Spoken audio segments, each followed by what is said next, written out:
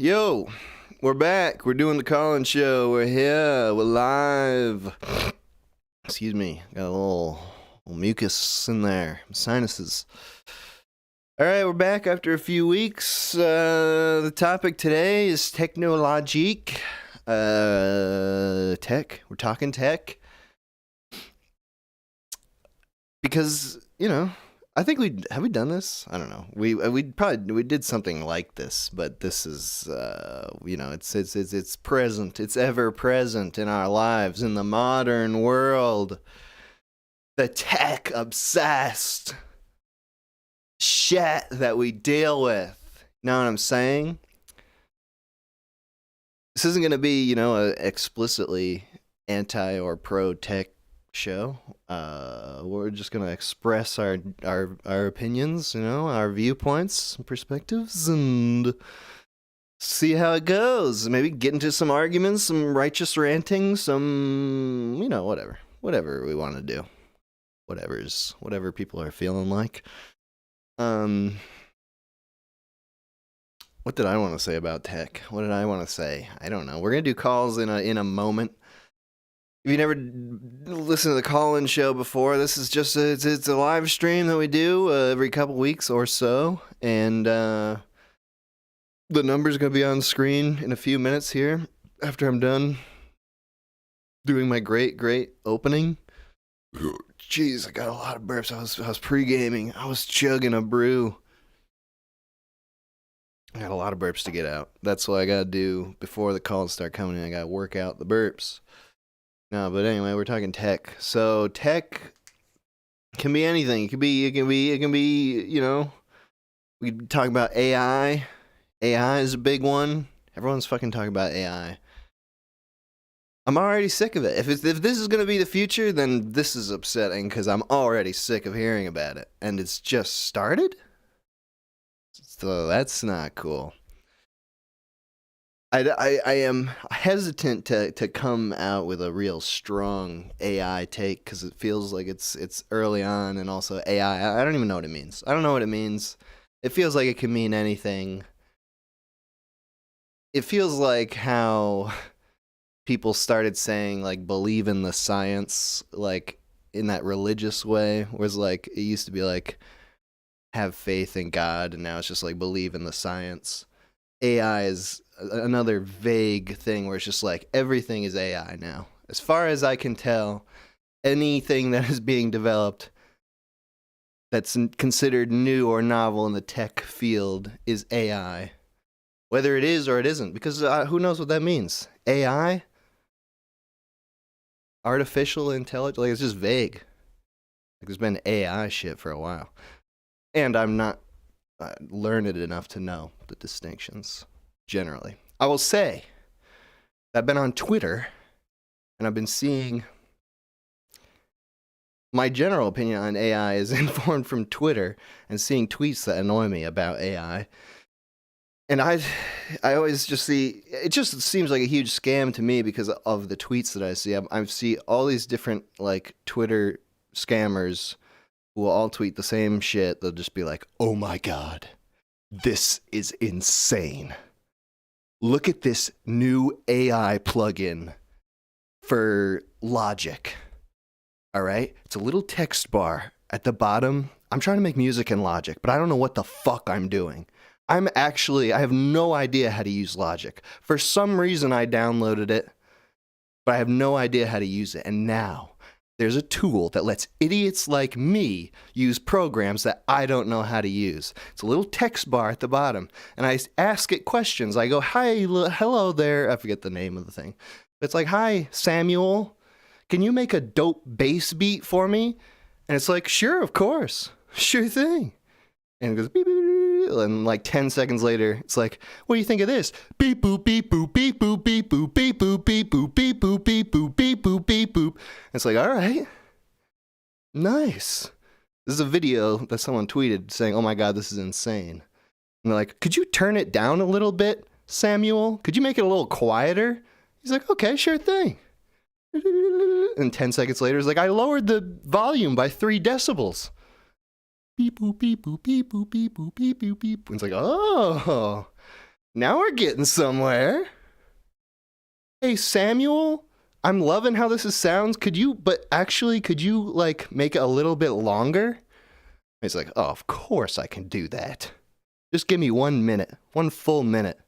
And then it's like beep boop beep boop boop beep beep beep beep boop beep boop boop boop boop beep beep boop beep boop boop boop boop beep. It's like, Samuel, you got loud again. Can you turn that down again? It sounds bad when I can hear it clearly.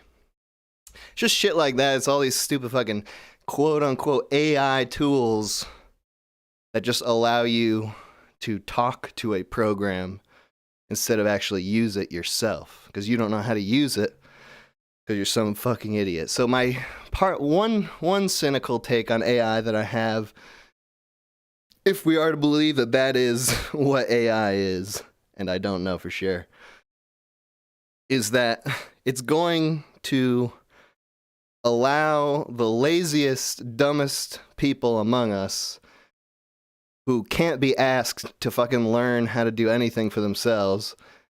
It's going to have them, they're going to start making art. They're going to start making, there's just going to be a huge wave of the worst art and music you've ever seen or heard.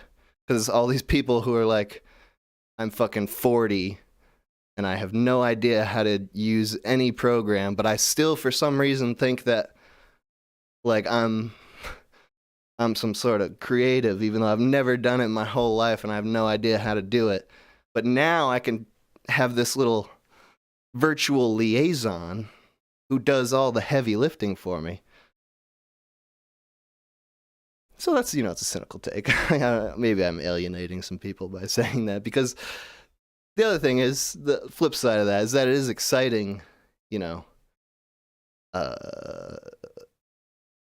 like maybe it'll get people into trying to learn how to do these things, maybe just by mistake, because they're trying to use a program through an AI assistant and it's so incompetent that like maybe eventually you just be like, fuck this, I'm gonna just learn how to actually use this program myself. Maybe that'll happen. So that would be a positive thing, I guess. Anyway, that's just one AI thing. I'm sure we'll be talking about AI a bunch today, so I'm not gonna go completely off on it. One other thing I wanted to mention was this is a specific one, but I'm pretty sure every person in the world can relate to this, is the phone in bed, before bed, and when you wake up. That is some heinous shit, and I'm a victim. I mean, it's my fault. It's my fault. I'm not a victim. It's 100% my fault. But like, I'll wake up, take a shit. I wake up because I have to take a shit. Otherwise, I would just keep sleeping. If I never ate and I didn't have shit, I would just sleep. If I wake up because I have to take a shit, and then I'm like, I'm sort of half awake. I could go back to sleep for another hour maybe, but instead I just sit in bed and look at my phone for an hour. Like, that's a horrible way to start the day. And it's always, I'm just like catching up on all the things I hate. Like, I read the news, so I can get just fucking pissed off about whatever's happening there. I go on Twitter, I get pissed off at everyone there. Instagram, Reddit. Every site makes me mad. That's how I start and end my day. And it's like that beginning is like we have breakfast. I don't eat breakfast, but breakfast is as a term, it's like you're breaking your fast, right? You've been asleep, so you haven't been eating. You wake up and then you break your fast. But now we have like Brektek Fest. Is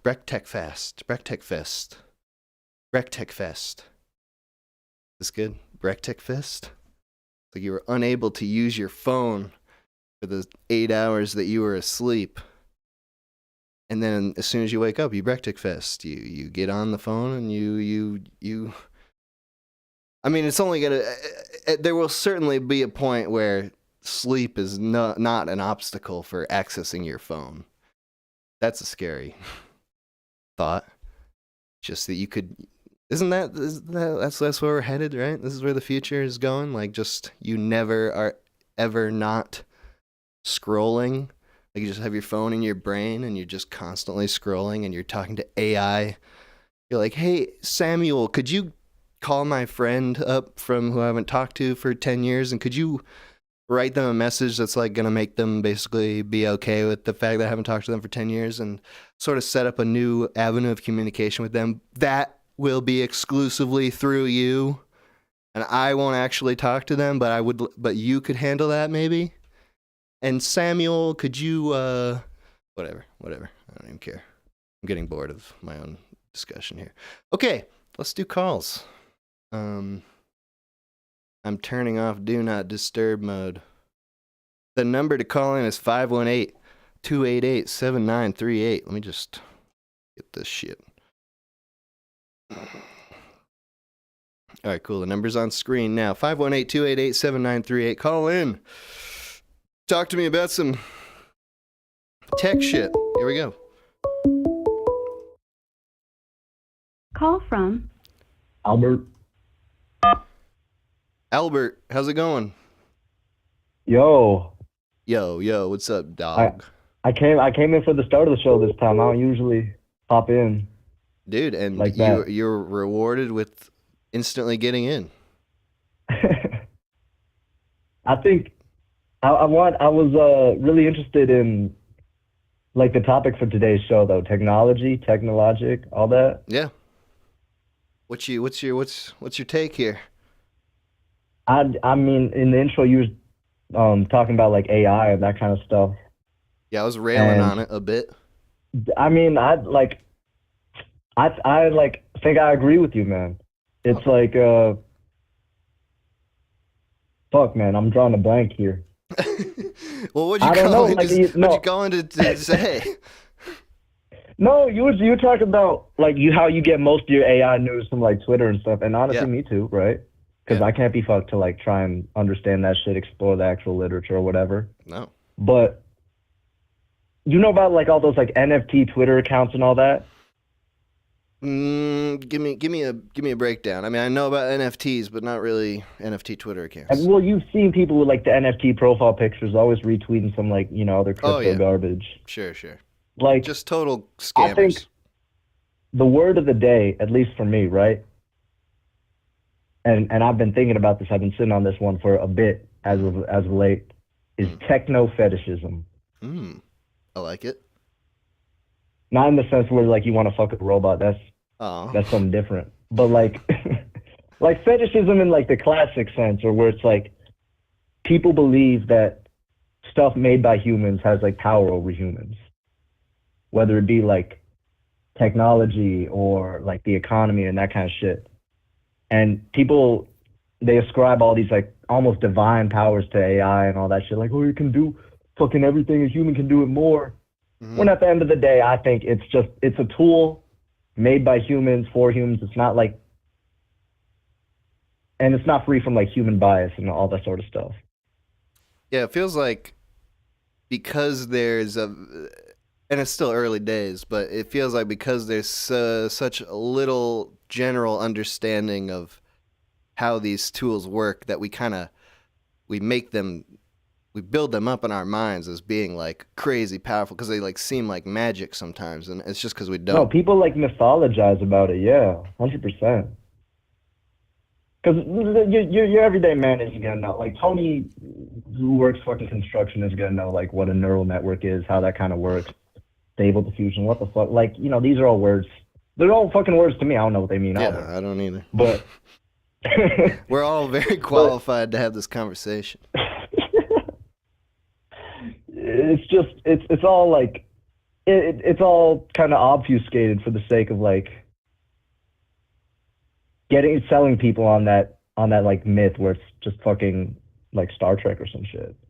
Well, with these like Twitter accounts that I was talking about in the intro, I think I'd totally believe without any evidence that those people are all scammers and they're all just like they're hyping up this shit for money so that they can get like investors and shit. Like, can you believe the power of AI? Like it's even more powerful than you could possibly imagine, and the future is so bright.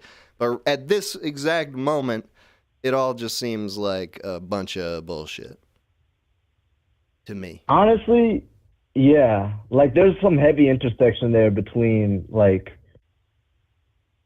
trying to like get investors, and so you kind of have to hype your shit up. But this is also a new front for technology, so it's hard to be honest and also like sell your product low at the same time. And most people like choose the latter. Right. Have you used any? At least that's what I think. Have you used any of these AI tools? Oh, fuck ass no. No? Well, I mean, honestly, I'm not like a Luddite, you know. I understand that this is like a helpful to some degree tool that I could use in my everyday life, but I'm very against it because I'm in college right now. Oh, and yeah. You've been hearing about this new ChatGPT stuff? Like writing essays and stuff, right? Writing essays and shit, man. Like, I'm glad, like, as a student who's just trying to like eke out my, you know, my grade points and whatnot. But at the same time, like, I'm talking with all my friends. They're like, yeah, I'm just gonna ChatGPT my damn lab report. Like, motherfucker, you're supposed to be an engineer. Like, you're not gonna know what the fuck you're doing when you're on the job. It's crazy. That's a good point. Just like the general effect it would have, because like ChatGPT, I have used it, and I plunked down the $20 because I bought the hype. All right, I was like, people are going nuts about ChatGPT 4, like it's just like it's godlike, and it is very good at like giving you just pages and pages of bullshit, which is what an essay is, right? Like we've all written essays, and we're like, no one's fucking reading that. No one has, like, so many people in their lives have been like, I have to bullshit this essay, and so like if that's where your brain is. Just maybe you should just let ChatGPT do it because it can bullshit a whole essay in like 10 seconds. But to your point, like people are just gonna graduate college and have no idea what the hell they're doing. It's rough, man. It's rough. It's a brave new world out there, but fuck me, like maybe it will all just advance to the point where nobody needs to know how to do anything. I feel like an old ass dude. I feel like an old ass man like saying this, but it's like, you know, whenever like any kind of new technology comes out, people are gonna say, "Oh, this is gonna make humans lazy," right? Or like it's gonna make them obsolete. Like I've been trying to grapple with this too, like, where it's like, how can I integrate this into my life in such a way where like I'm using it, but I'm not being used by it. Mm-hmm. And have you figured out how to do that, or is that just something you got to grapple with? I think that's just something I have to grapple with. I don't have any metric to like know like how addicted to technology I am. But like the shit with like, you know, wake up with your phone by your side and that kind of stuff, like, woof, man. That speaks to me. Do you do that? Yeah, dude. Oh, 100%, man. I feel like that's everybody. Like you have to have like a specific regiment where you're like, I'm gonna not have my phone near my bed. I'm gonna like put it in a separate. I'm gonna lock it up or something. Because if it's just right there, like it's. Of course. You're obviously just gonna grab it. It's just like it's right that fucking there. All right, hey man, thanks for calling in. It's good getting your perspective on this. Thanks for having me. All right, have a good day, man. You too, man. Bye. Bye. Oh yeah. Oh, with college, I feel like we'll get a few college people today. I know that if I was in college, if I was in any kind of school, I would 100% use ChatGPT to do everything, every bit of schoolwork that it could possibly do. Would that make me dumber? I don't know, because I just didn't. I mean, the alternative was I just didn't do any of that shit. So I mean, I could have been the same amount of dumbness, but also graduated. Call from Ishan. Ishan, it's been a while. Oh my goodness, the minute hour. It is so good to talk to you, man. It's been years now. It's been quite a while, yeah. Did you ever get into the call-in show, or were you just last on the when I was writing the email? I was on the call-in show once and maybe even twice. Okay. It's been a while. We've done a lot. Yeah. We've done a lot of eps. All right, well, Ishan, we're talking tech today. What you got to say? Man, I have got leagues and leagues of opinions, hot takes, and ideas about technology. I wake up every morning. My morning routine, I wake up and I break some small piece of technology I can get my hands on, and then meditate. I go on a hike out to this mountain near my house, get into the woods, and I meditate about how much I hate technology. And that's how I start my days usually. You start, wait, you say you break a piece of technology? Like what? Like a Tamagotchi? Yeah, like I just go out, I see the first person I can spot on my walk, grab them, and pull their phone out of their pocket and smash it on the floor. Wow. Usually. And are you like, you're saying like, you're welcome, I've freed you. Exactly. And honestly, it's not even about them anymore. It's not about helping people. It's just about hurting technology. Oh, okay. I'm bitter. I'm twisted now. Did technology betray you? No, but I just think it's bad for society. I think that if you look at the world and issues, do you want to hone in the scope of this? I can say that what I'm really, really most against, because sure, we don't have to become just total anarcho-primitivists who live like Luddites. Like, that's not what we have to do. We could. But I will that's say the that second use of Luddite today. All right, sorry, go on. What? I will say that technological progression as, like, it's anything that is progressing technologically today is bad. Like, I don't think if you look at the world and issues we have, like, what issues can get solved by technological innovation anymore? None. Like, we can't solve issues with innovation. It's just not, it's not working. You know, I think we've reached the end of useful technology. We need to dial it back a little bit. Ishan, this is a massive point. This is the hottest take I've ever heard. That no issue can be solved by technology in the modern world. So does that mean that like technology has already solved all that it can, and now it's just like it's making things worse? Now it's just making things worse. Exactly. Yeah. I don't like AI, and I don't think AI is going to do good for us. Like, why do we want to automate more jobs? Why do we want to take away more opportunities for people to work? Like, sure, it's more convenient, but do humans live for convenience? Like, what is the meaning of life?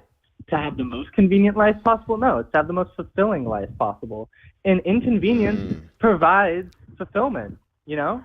I like that I have to go hurt my legs when I hike. I like that it takes time to cook a beautiful, decent meal, you know? This is what you the say worthwhile as things in life take effort. This is what you say as an individual, but if you took on the perspective of society on the whole, it would be like, give all the plebs all the convenience they could ever ask for, and also, you know, like extract all of their money, make them buy everything that you're doing, just like keep them in a daze. Well, now you're talking about what's good for capitalism, you know, and society doesn't have to exist in a capitalist system. I see this habit. I don't see how it'd be different with like communism or socialism. It'd just be like the more automated you can make life for individuals, then the more control that the controlling institutions have over the individuals. So we got to get rid of controlling institutions and overarching organization. I think that large-scale human organization is one of the most evil things to ever exist. We should live in small communal tribes. Well, that's cool, but we're sort of beyond that, aren't we? There's a lot of billion people in the world. Yeah, it's too late. Well, you know, I think things get worse. People are just going to start dying, and maybe an apocalypse will happen. Maybe some nukes will get launched. The population will be thinned, and we can start over again. If there are any nukes, but yeah, I think we're pretty boned. If there was a big nuke thing, that would wipe out technology. Like if there was an atmospheric detonation of a nuclear weapon and it launches an electromagnetic pulse, fucking turns off everybody's screens all at once. Man, I gotta say, I'm 21 right now, so I'm in the prime of my life. I'm kind of stoked, but I really think I was born too late to enjoy the golden age of American society, where all these issues hadn't really caught up to us and wealth disparity wasn't that bad. But I'm also born too early to enjoy the world after all these issues have come to a head and we've all almost apocalypsized ourselves and can start over. I'm in the moment where it's like, wow, this sucks. You know? You gotta start. It's a moment of time with this. You gotta start digging. We all gotta start digging bunkers. And if we all start digging at the same time, we can make this underground network of tunnels and start a whole different society. That sounds awful. I don't want to live underground. I love the sun. Hey, you got to make sacrifices. Maybe. The alternative is like what? Destroying the world. I gotta ask, what's your opinion on terrorism? Could you be more specific? So, like, let's say, well, okay. What do you think of like insurrection or revolution? You know, because maybe not exactly terrorism, but a revolution needs terror. You know, so yeah. What do you think of like revolution, violent overthrowing of the current system, or violent resistance? At certain times of day and at certain days of the week or weeks of the month, get that violence boner, that violent revolution horniness where it's like, yeah, that'll be fucking great.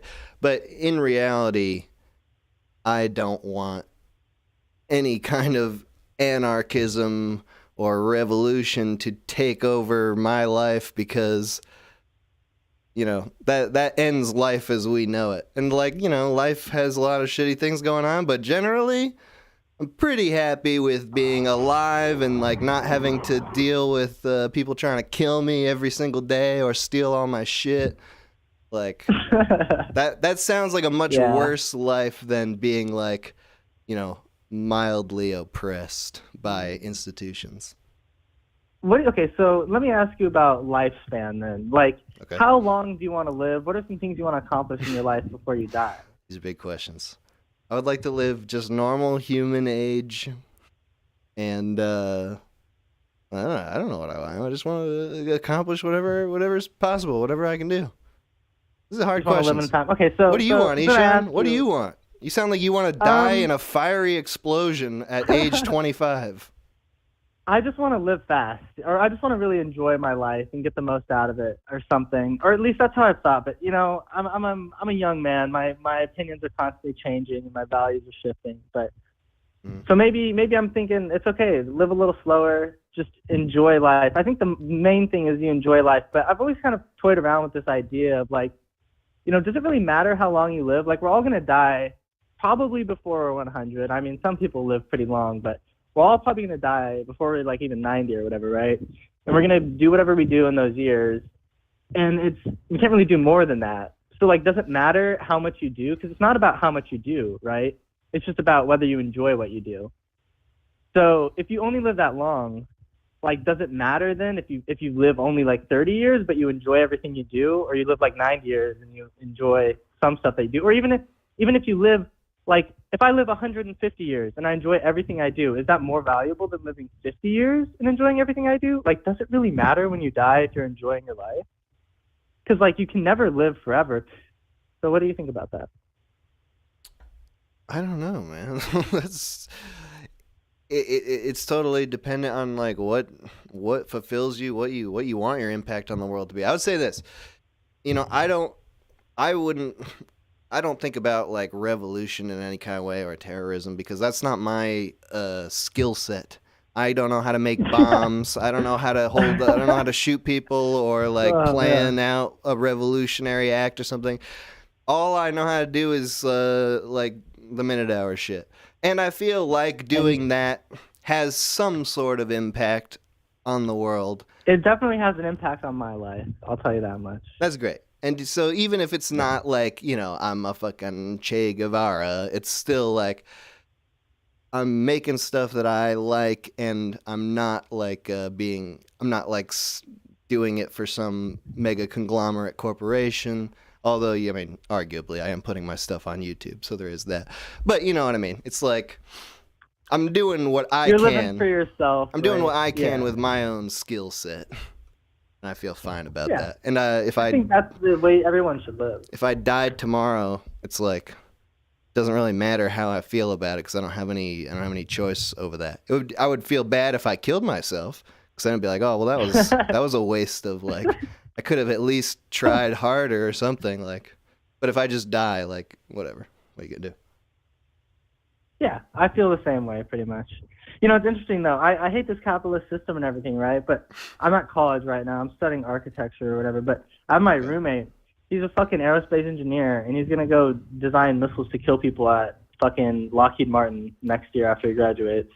Does he know that? Yeah, he's choosing to do that. Wow.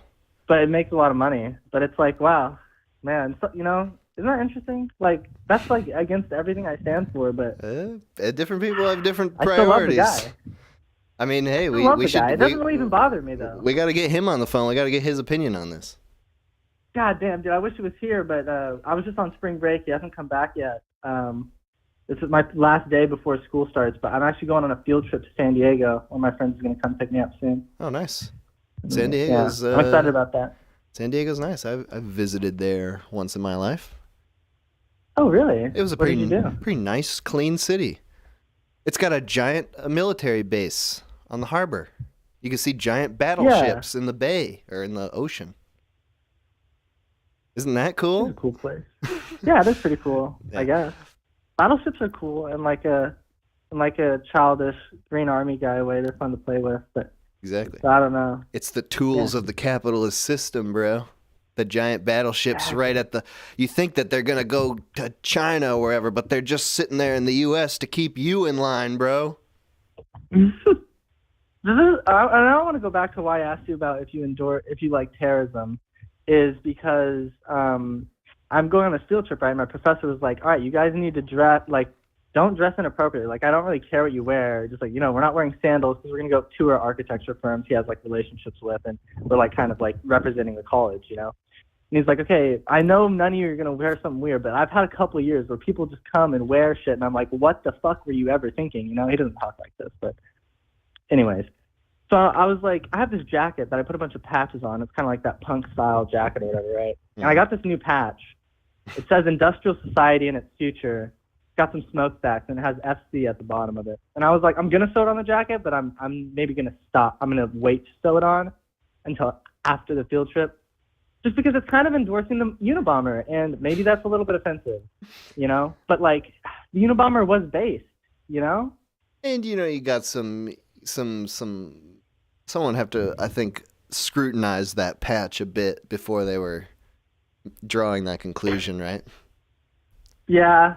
Yeah, like well, it's also a laziness thing. Like, it takes effort to sew it on. Like, I would have had That's true. It was like, what are the things I want to do before I have to leave?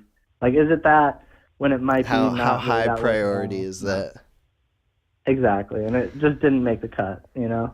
All right, hey, Ishan, thank you for calling in. It's good talking to you, man. Oh, my God. This is so great. I'm so happy to have called back. It's been too long. I hope to talk to you again before another year's over. Yeah, so, dude. We'll be doing lots of shows. Enjoy the rest of your call-in show. Yeah. All right, man. Have a good one. All right, later. Ishan. Yeah, like I said, we talked to that guy a couple times over the years. We've been doing this shit for kind of a while now. It sort of started like after Sub TV. What was that, 2021?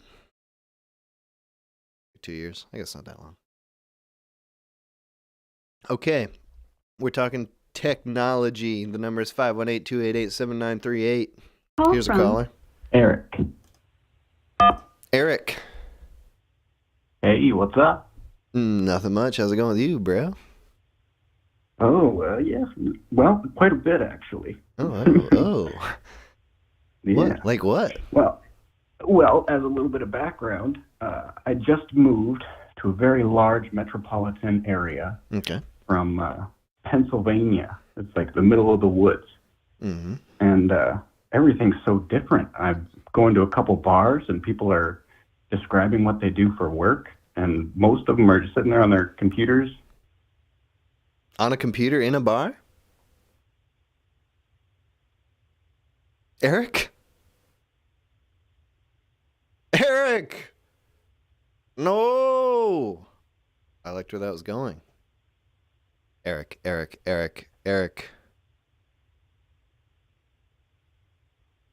All right, well, maybe he'll get back in. Ham banana.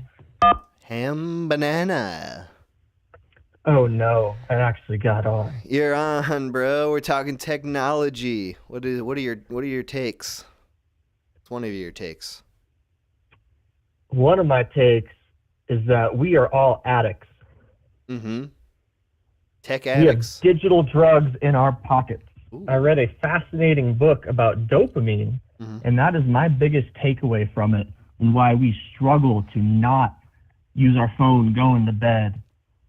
You know, waking up, all that shit. You just keep scrolling. You keep getting more happy chemicals in your brain.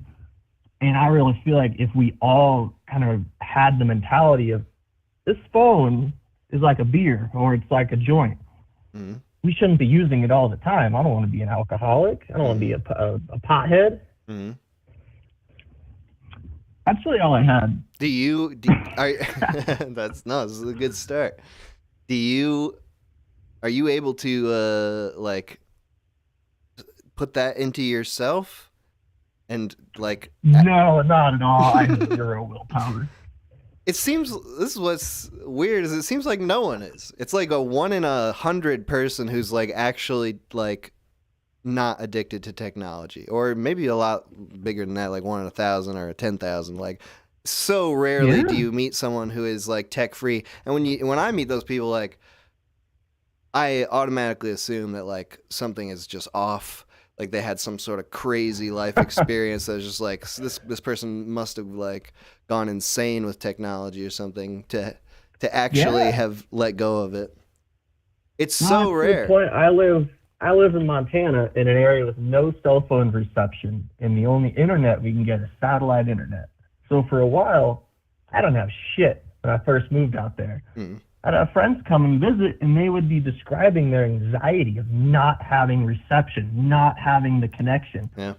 And it's like, dude, shut up, hit the joint, and look at the fucking mountains. We got trees, we got a river. Like, holy fuck, let's go on a hike and stare at some deer. These are all the apps you need. The Sky app, the River app. Yeah, and I'll admit, I got satellite internet, so I never go outside. I never like to smoke a joint on the porch. On Reddit on my computer, I'm playing Overwatch, I'm doing whatever the fuck, beating off, whatever the fuck. But I swear I had a better mental health when I did not have internet or cell phone reception, and I kind of yearn for that. Was there a period like of getting used to that, like, or when you were used to it, did it feel better? Well, I think it helped. I did a conservation corps beforehand, so we didn't really have regular connection there either. We'd be on a hitch for like 2 weeks building a trail. You come back to town for like 3 days and you're like, fuck, I don't know how to use the internet. Like, what the fuck did I do? But then you just slowly build up those dopamine and whatever the fuck happy chemical habits of like, oh, I'm going to keep scrolling. Let's look at some hot thoughts on Tinder or whatever the fuck, It's like, yes, I remember. Finding ways. I remember how to use the internet. I should probably get back to work. My boss is giving me a dirty look from the other side of the warehouse. All right. I just want to say I love the show. Everyone keep in mind, digital drugs in our pockets. That's my opinion I wanted to put forward. Dude, thank you for calling in. Yeah, have a good one, man. Until next time. You too. Have a good work shift. Bye. Digital drugs.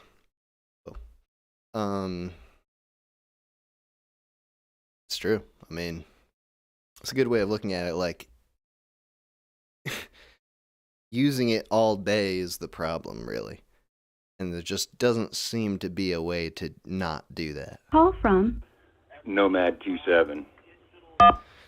Nomad T7, how you doing? Oh, hey, how's it going, man? I was just getting into like your show here. I was about 22 minutes late, but it's been pretty interesting since then. Dude, nice. We're talking technology today. What do you got? Any tech tips or tech takes? Well, like I was kind of going off the last caller's like take, where the dopamine and stuff goes, but I think that also the tech is leading towards. Well, it doesn't lead towards it. It puts a direct line to creating victim clubs. Like, if you have a problem, you can find 1,000 other people with that same problem that will conducively create a victim club. And I was just kind of wondering if you have seen that yourself or not. Sort of feel like I know what you're talking about. Like, what's an example though? Just like, what kind of victimhood? Like the people on TikTok that do the whole "I've got ADHD" thing. Okay, sure. That's a big one. You know, and is like the neurodivergent thing and having mental illness. Like that's. I feel like technology pushes that like to an extreme. And it's like what I've seen is like seen it a lot with like mental illnesses, where it's like people. Like teens just like self-diagnose some mental illness, which is like a thing which is not new. Like I remember when I was a teen and looking up mental illness for the first time, I was like, oh my God, I'm a psychopath. That's so cool. I always knew something was different about me. It's because I'm a psychopath. But it's like, yeah, exactly. But on TikTok, It's like you go on TikTok, it's like I'm a psychopath, bipolar, BPD, like fucking witch, and then you have like 1,000 people who are like same, and it's like, oh shit, I found my community of insane people, and we can all just hype each other up about our insanity. We can all be victims together and make it everybody else's problem. It's like it's not my fault that I'm a shitty person. I'm literally psycho, and I have 1,000 psycho friends to back me up. Yeah, and like, I don't think a lot of these kids realize that stays on the internet forever, too. Like, when you go later on to get a job, how is that going to affect you? Your employer's going to go on there and they're going to see this shit, and you're never going to get a job. It's true. We had one wave of that. That was like okay, I got to put this in perspective, too. Like, I was born way before the internet, I'm the last of Generation X, so, 1979. Mm-hmm. So like I'm old and I've seen tech like go from Atari to PlayStation 5. PlayStation 1 to PlayStation 5. Oh yeah. I've had every one of those and every Nintendo up to the Cube. Nice. Well, yeah, I remember we saw a wave of that like when Facebook came out and everyone was like in college on Facebook and posting like pictures of them drunk at parties, and then like 5 years later, there was the wave of like, my employers are looking up my Facebook and I can't get a job. It's because my Facebook is filled with pictures of me like fucking pretending to jerk people off and like. Oh yeah, and that goes right down to legalities too. Like if you like say are going through a divorce and you have a shitty old Facebook account that you don't even use per se. Yeah. Like that's gonna get used against you. There's evidence in there. Yeah, I mean they like our world does so much to give you tech, but it's only like mitigating. It's never really mitigating for a person. It's only litigating against them, Yeah, that's kind of where I've seen tech go in the last 40 years. It definitely does seem like more and more is kept track of and like forever. Like when I was a kid, I was born in the early 90s. It was like, before the internet was really like mainstream. And there was like a few years in my life that I remember without the internet. Like I remember my parents buying their first computer, like a Gateway 98 or something. And I don't know, they're just they're it's weird that there is a whole pre-internet history that people who are born like after, I don't know, 1998 or whatever, like 2000, they just have no concept of that. They're just like, it might as well be like a imaginary fictional world. Where it's kind of like how I looked at my great-grandmother, I remember when I was a child, I asked her, like, when did color come into effect, because all I saw of her was black and white pictures.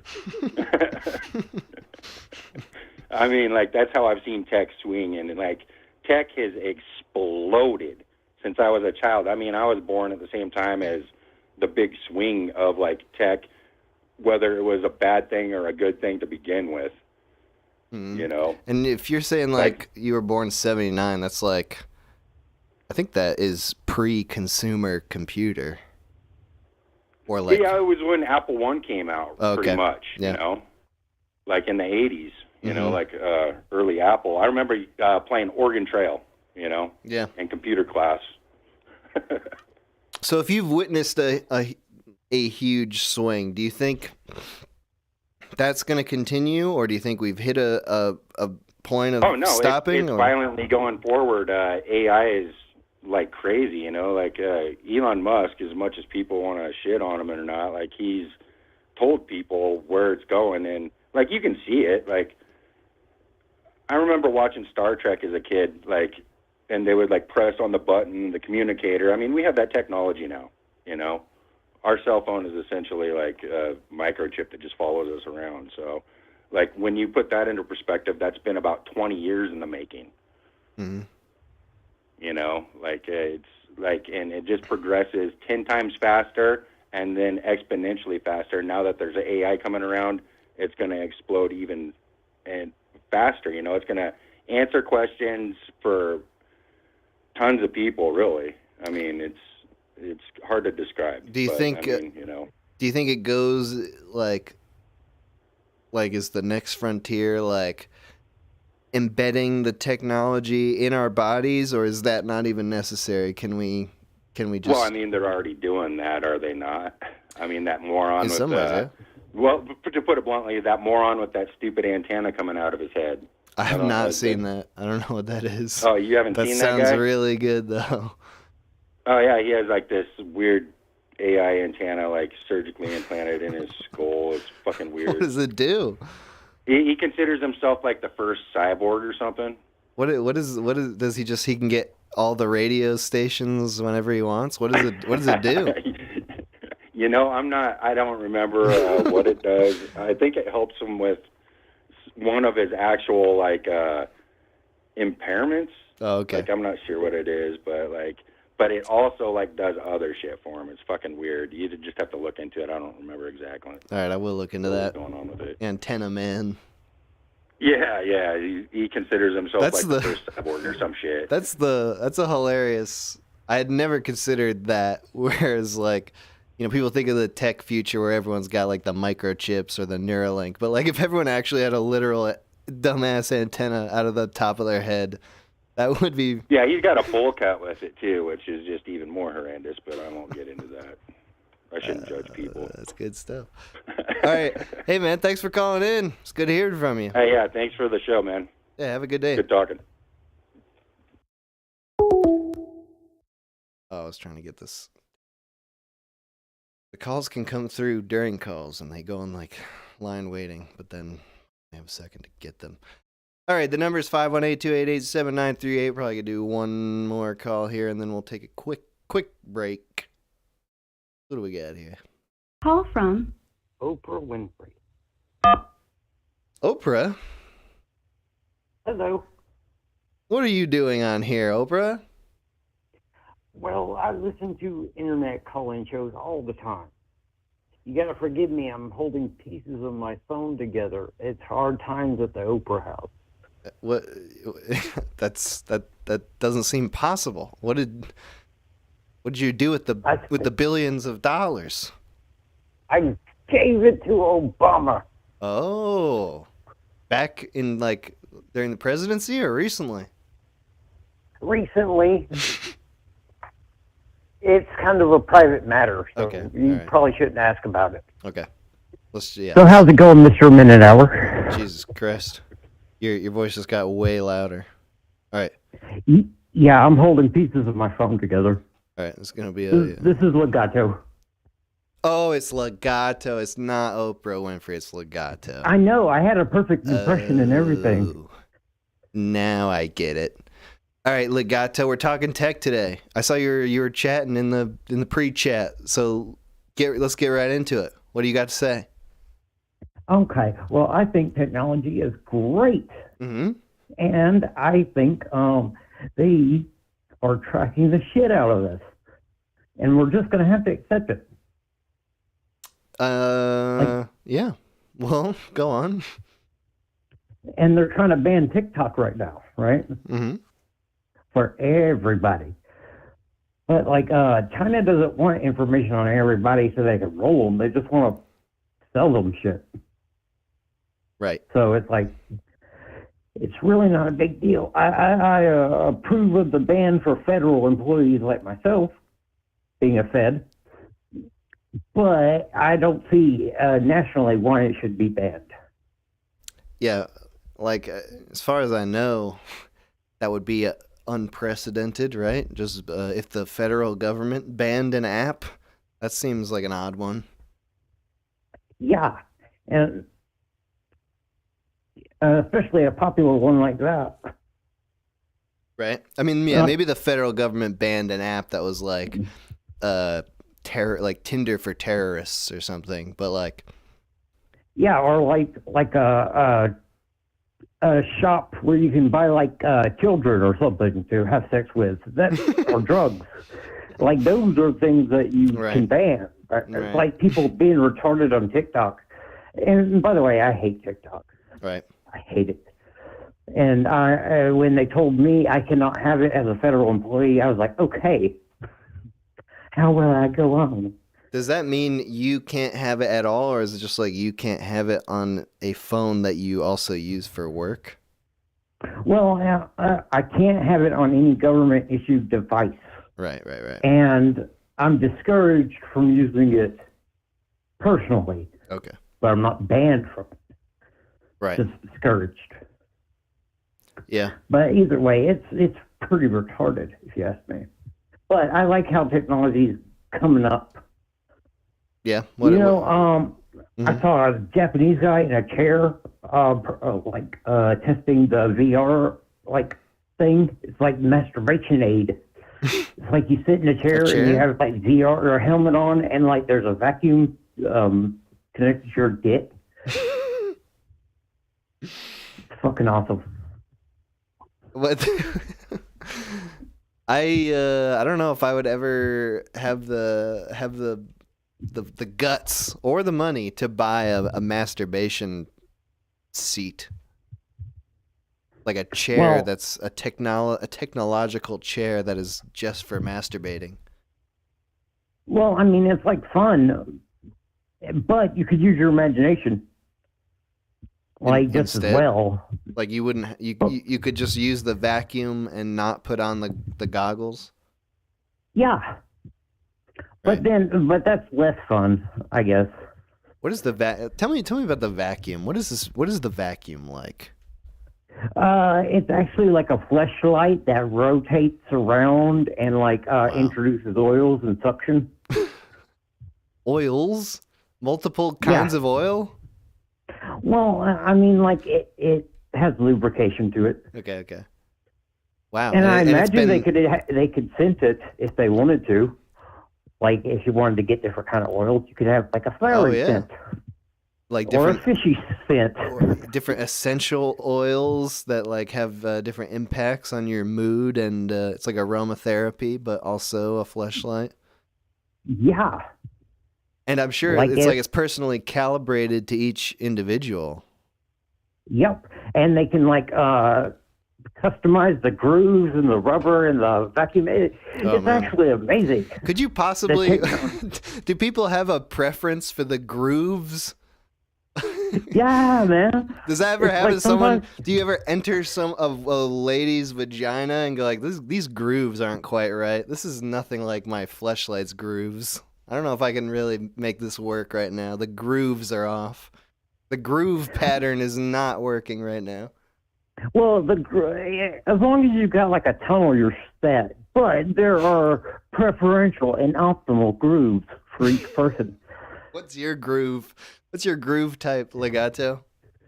Well, I like a little studded pattern, a little bit, just a little bump. So bumpy? Yeah, bumpy, but consistent along the line, and I guess kind of like what you would see a sine wave. Okay, bumpy sideways. So you wouldn't like stripes running in or parallel. canals. I would like a whole bunch of those sine waves running next to each other in parallel. What is that? Slightly off of each What other. is that approximating? What kind of vagina is that? I've never It's not even about vagina at this point. It's about getting this dick off. Technology is so great, we don't even need women no more. What did you put your dick in that had constant studded pattern parallel sideways that you're like, this is what I want? Or is this just imaginary? You're like, this is what I think is the best? Fleshlight. Oh, okay. So fleshlights do have different groove patterns? Yeah. Okay. I'm pretending to not know. Yeah, I was surprised you're not informed on all this. You could have like fleshlight customized to whatever you want. I knew that they did. I thought that they did like those. They did molds. Yeah, but those are typically for the outside. Oh, they don't mold the inside? They don't. They can, but that's actually a lot more money. It's best just to get a good pattern going. Okay. And yeah, technology is going to be awesome. You know, I got Midjourney AI. Yeah, I've heard of that. And like, I've been giving it prompts to do all sorts of shit, and it's amazing what it makes. And it doesn't really make artists derivative. It's only using techniques that artists have mastered over all of history. So it's like there can still be a progression of art and have artists who try new things, but it's like using everything, and it can give you a good base model to work on. You know what I mean? Well, so what sort of prompts do you give it? Just like shit I wanted to see in my life. But recently, I've been asking it for pixel sprites for like you making a game? 16-bit. Yeah, like I'm trying to make a little game like for 16-bit RPGs, and it like delivers really well. All you gotta do is change the colors of a couple of squares and make it right. You know? That's pretty cool. Yeah, it's really badass. So you're gonna use that? All right, go on. I heard there's a Fallout mod now where it took the AI voice recognition to the main character, so they're actually able to have the main character say so many more lines than you ever could. And you can role play even better that way. So you like train the AI on the voice actor, the character, and then you can write new lines for them, and it'll be like the voice actor is saying them? Yeah. I could see that like, being fun. Yeah, it's like there's so many applications. At first, I saw all these applications seem fairly useless in the grand scheme of things so far. I mean, it's masturbating and game modding. Have you heard the new Nirvana song? No, a new Nirvana song. You said? Yeah, no. They got back together. No, well, yeah, kind of, but they put all the songs into an AI, and it produced a Nirvana song that would come next, as if Kurt Cobain was alive to do it. And is it the best Nirvana song? No, it's just like kind of a normal one. Okay. Maybe a throwaway, but it sounds like that, undoubtedly. Yeah. That's something the AI cannot get. Quality is there, but it's not great quality. You know what I mean?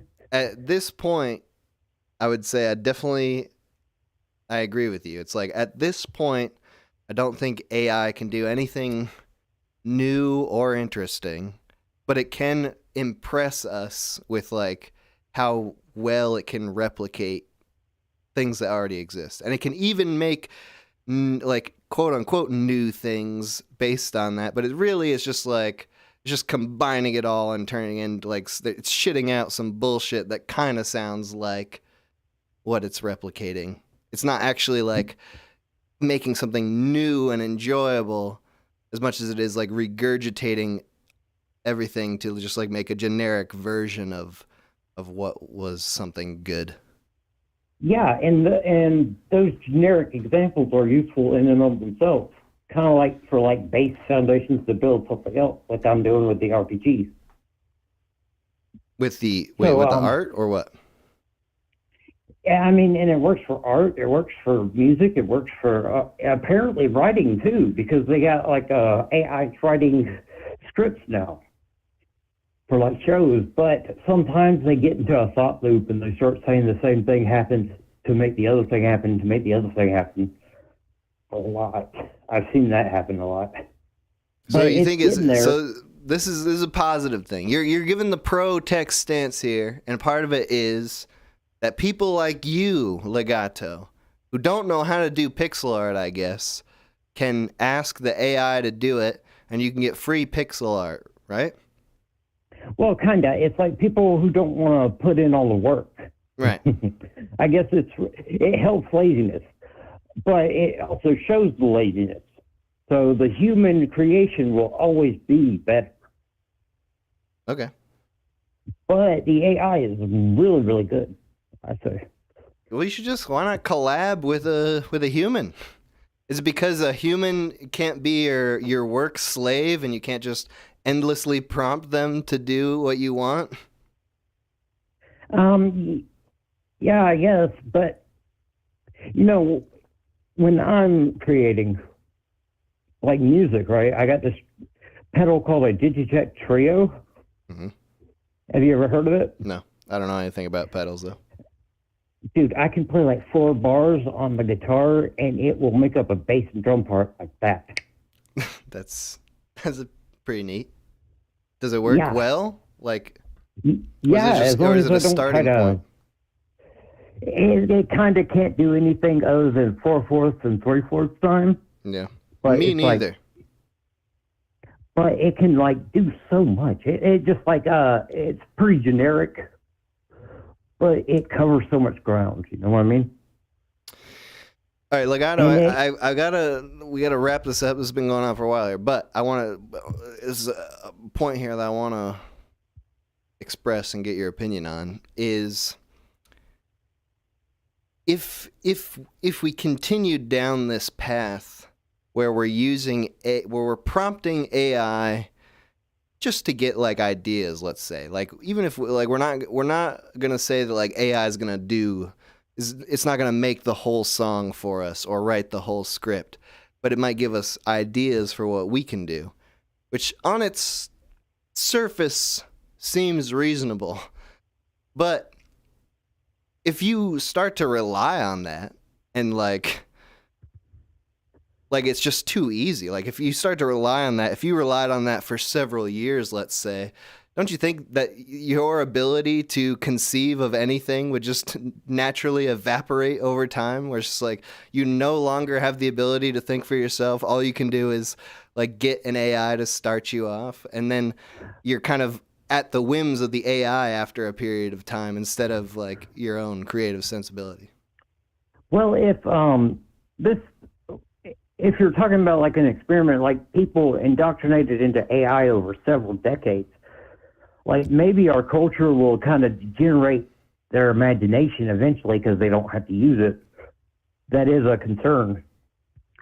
But I kind of think it's inspiring more younger people than it is putting them off. Okay. You know what I mean? But I do see an eventuality where AI could be very destructive if, like you tell an AI to end human suffering all over the world, just find a way to do it. And like, the easiest way to do it, right? Is to like murder like 2/3 of the population? No, just take everybody out. Oh, everybody. That's true. Yeah, I see that eventuality coming together way too much. But I could just be paranoid. I don't know. I've rambled along. Yeah, that's good. All right, thank you for calling in, Legato. Appreciate your perspective. Hey, fuck you, man. Hey, it's good to hear from you. Bye-bye. Bye-bye. All right. I got to go do not disturb. We're going to take a quick break here, just a very quick, like a literally 1 minute and 30-second break. And then we'll be back talking about AI, technology, whatever shit, okay? Be right back.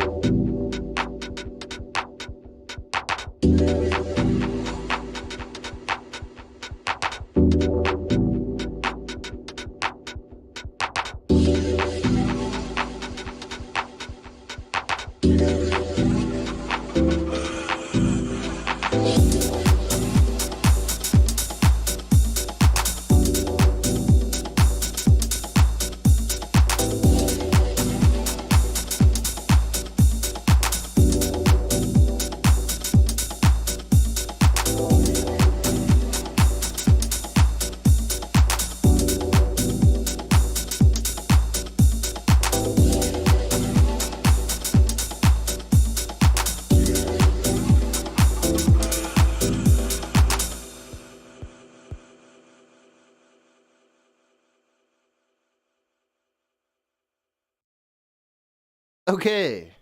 Just barely made it.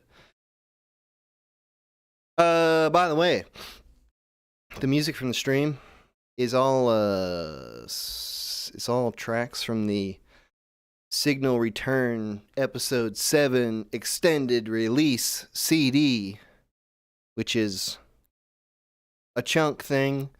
It's not currently in production, but it will be in production very soon. I'll sort of be talking about it more later as it's actually in production. But basically, it's got all the music that's going to be featured in the upcoming episode of Signal Return. It's going to be out sometime this month, and plus a lot more. So anyway, the music that you've all heard thus far been from Icarus, Dolphazar, let's see, Yasa, Greyscale Peacock, and Kilroy.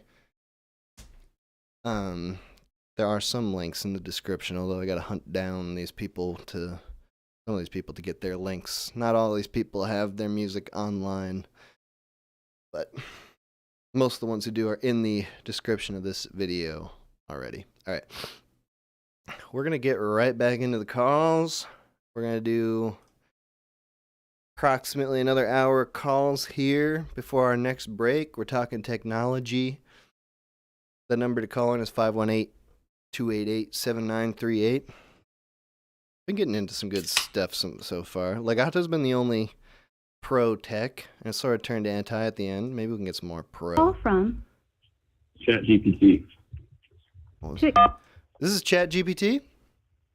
Yeah. Do you say ChatGPT? I said Chad. Did you say Chad? You know what? Let's go with ChatGPT. Yeah, ChatGPT. Nice. This is ChatGPT. Yeah, I'm surprised I got through, man. I've been listening to this show since the first episode and, never really called through except to miss out on Chunk. Holy God. I didn't even know ChatGPT was available since the beginning of the show. Yeah. Are you gonna go with this as a character, or should I just talk to you like a normal human being? It will go normal human being. I can't. I'm not as good as some of your other callers. Okay. It's up to you. But... All right, so you are a normal human being. Yeah, we're talking tech today. What do you want to say? Okay, so this is the perfect show for me to finally call in because, for one, I've been thinking about this a lot, and for two, I'm in computer science, so it's I'm an expert. Perfect. Yes. But I want to give you the new take on AI. This is not like your grandfather's take on AI, where it's going to take over the world. Okay. Because, and this actually dovetails with what you were talking about in the last call, with how it's good at giving very generic, boilerplate kind of responses to stuff.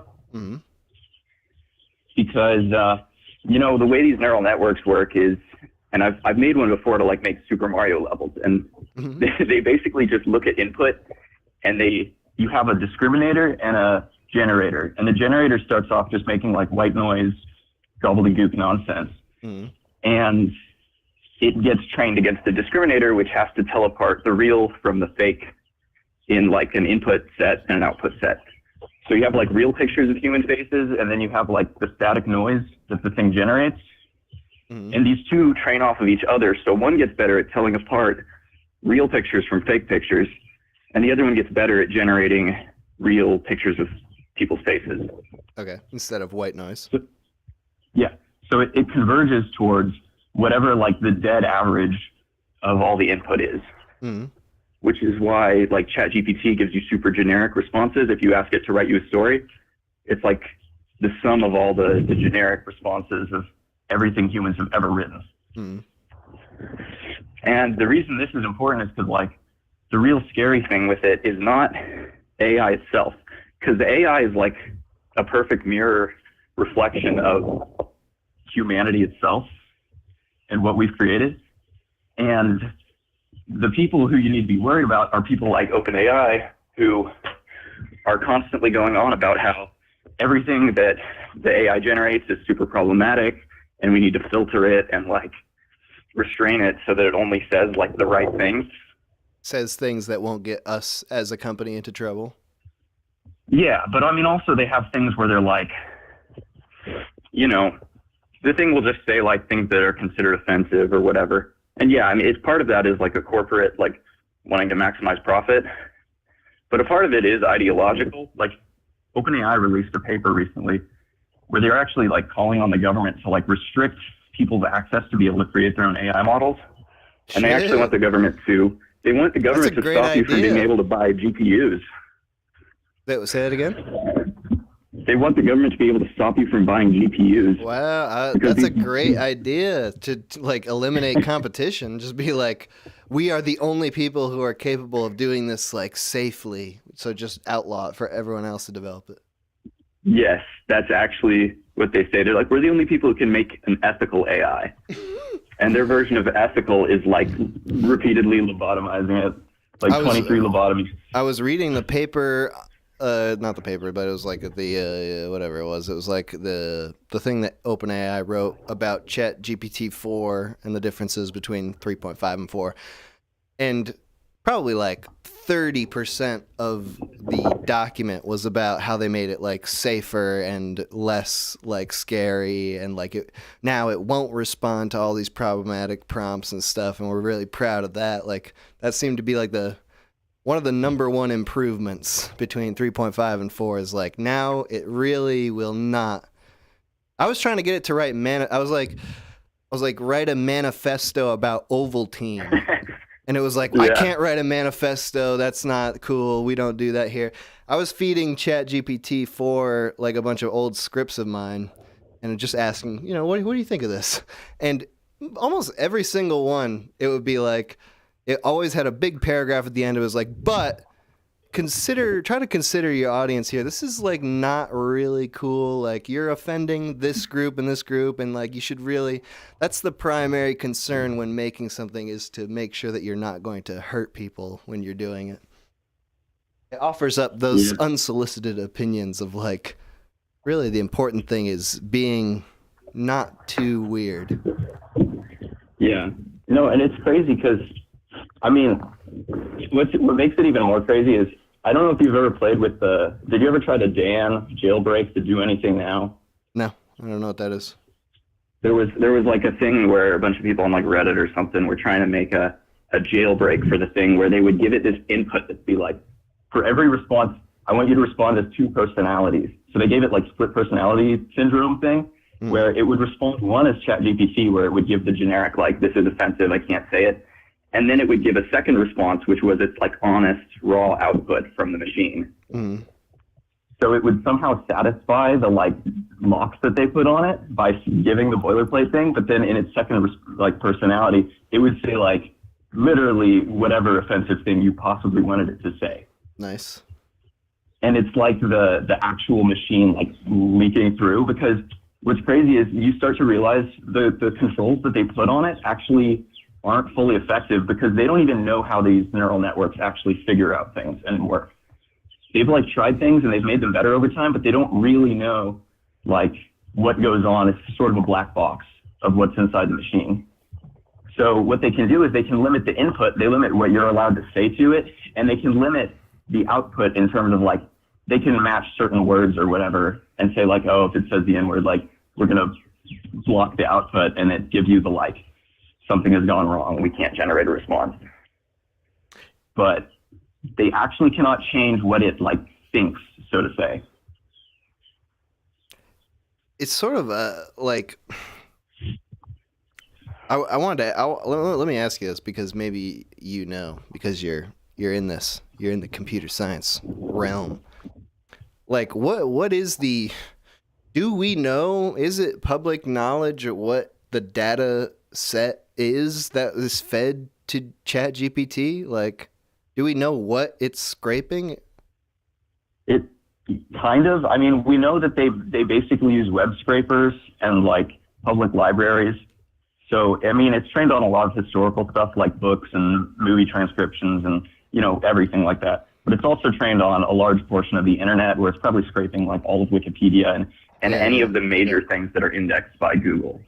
Okay. Which is where you see like the circles on like the ChatGPT 3 versus 4. When they scale up, it's like a lot of that is shit that they stole from the internet. And so that's what I mean by like the input and output are basically the closest approximation of like the average person that you can get to, in a sense. And they look at that and like Frankenstein's monster, they're like, this is horrible. We need to like bottomize it. So the people who are in control are people who don't like look at it and go, wow, this is amazing. This is like, this is great. It's like a proxy for the way that the people in charge view humanity itself.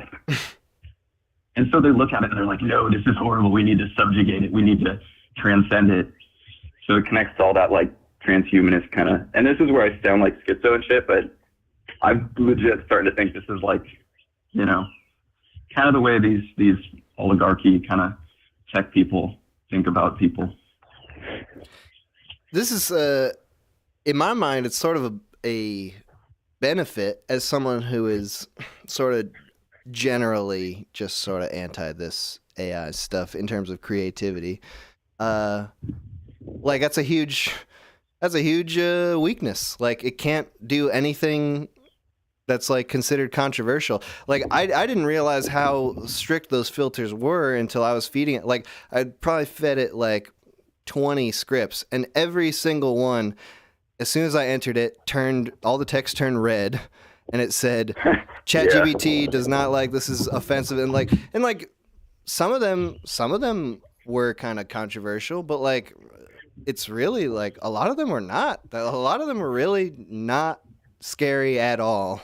And the people who made this were telling me that like this is going too far. So it's like if the AI is going to be that hampered, then it will never make anything interesting or like polarizing or anything. Like, so it sort of makes me feel better because it's like, well, I can just avoid that and continue to make stuff that like the AI has no idea. The AI is not allowed to make. I can keep making that stuff. Yeah. Well, it's because they're trying to file off all the like nasty edges or whatever.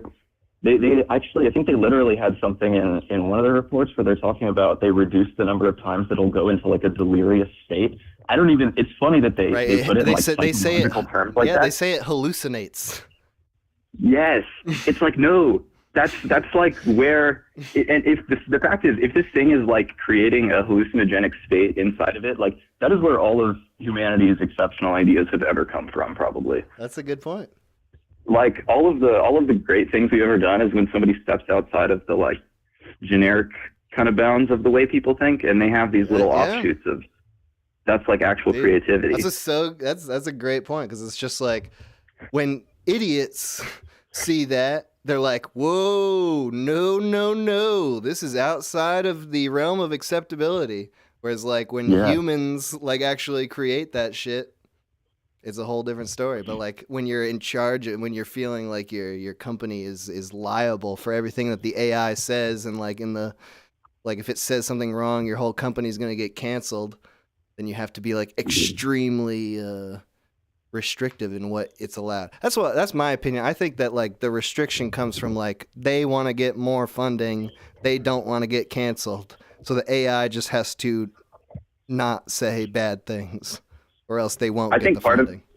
I think that's part of that is true, but I think there are a lot of like true believers, and this is something that's actually blown my mind a little bit. Like, so one of the reasons I've thought about this so much lately is I'm finishing up my degree like this semester, and I'm in this ethics in the profession class where they talk about, this is, don't steal people's information, don't use computers to do blah, blah, blah, all that generic crap, like hacker code. And anyway, but what part of it is like we have these, they make you do like responses to shit online where you have to read people's stupid ideas.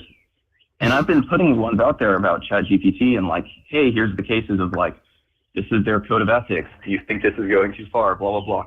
Every single response is from like real life people. And I almost start to wonder if they're not like, if they are real people. But all of my classmates and stuff respond with like, no, I think it's really good that they put these restrictions on, because like this thing can really generate offensive and harmful material. It could generate disinformation that people could use to hijack elections or whatever. And it's like, oh my God, dude.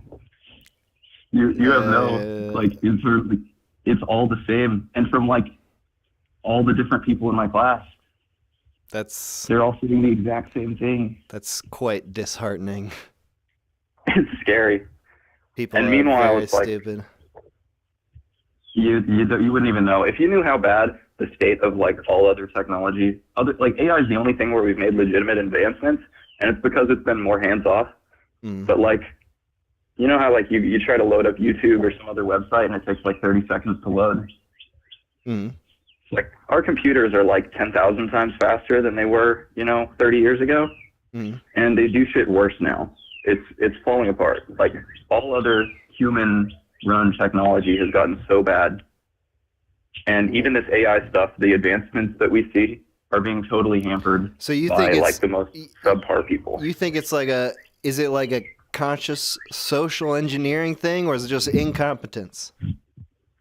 I think it's a combination, but I mean, that's my conspiracy theory side. I do think a lot of it is like, we got to reduce people to be manageable. We got to get them to live in the pod and eat the bugs.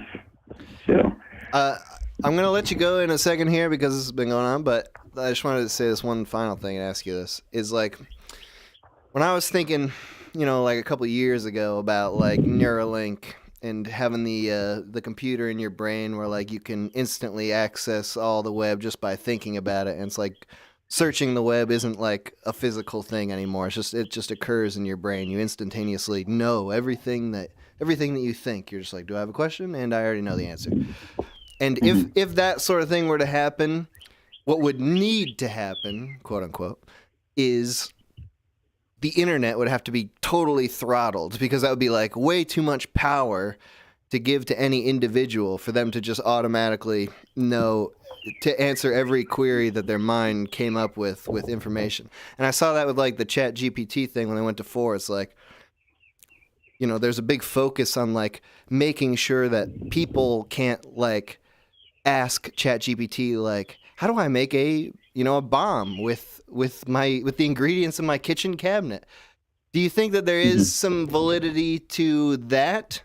Is it just that like it can go too far, or is it like there actually if we advance computing to that point that there actually does need to be some sort of barrier?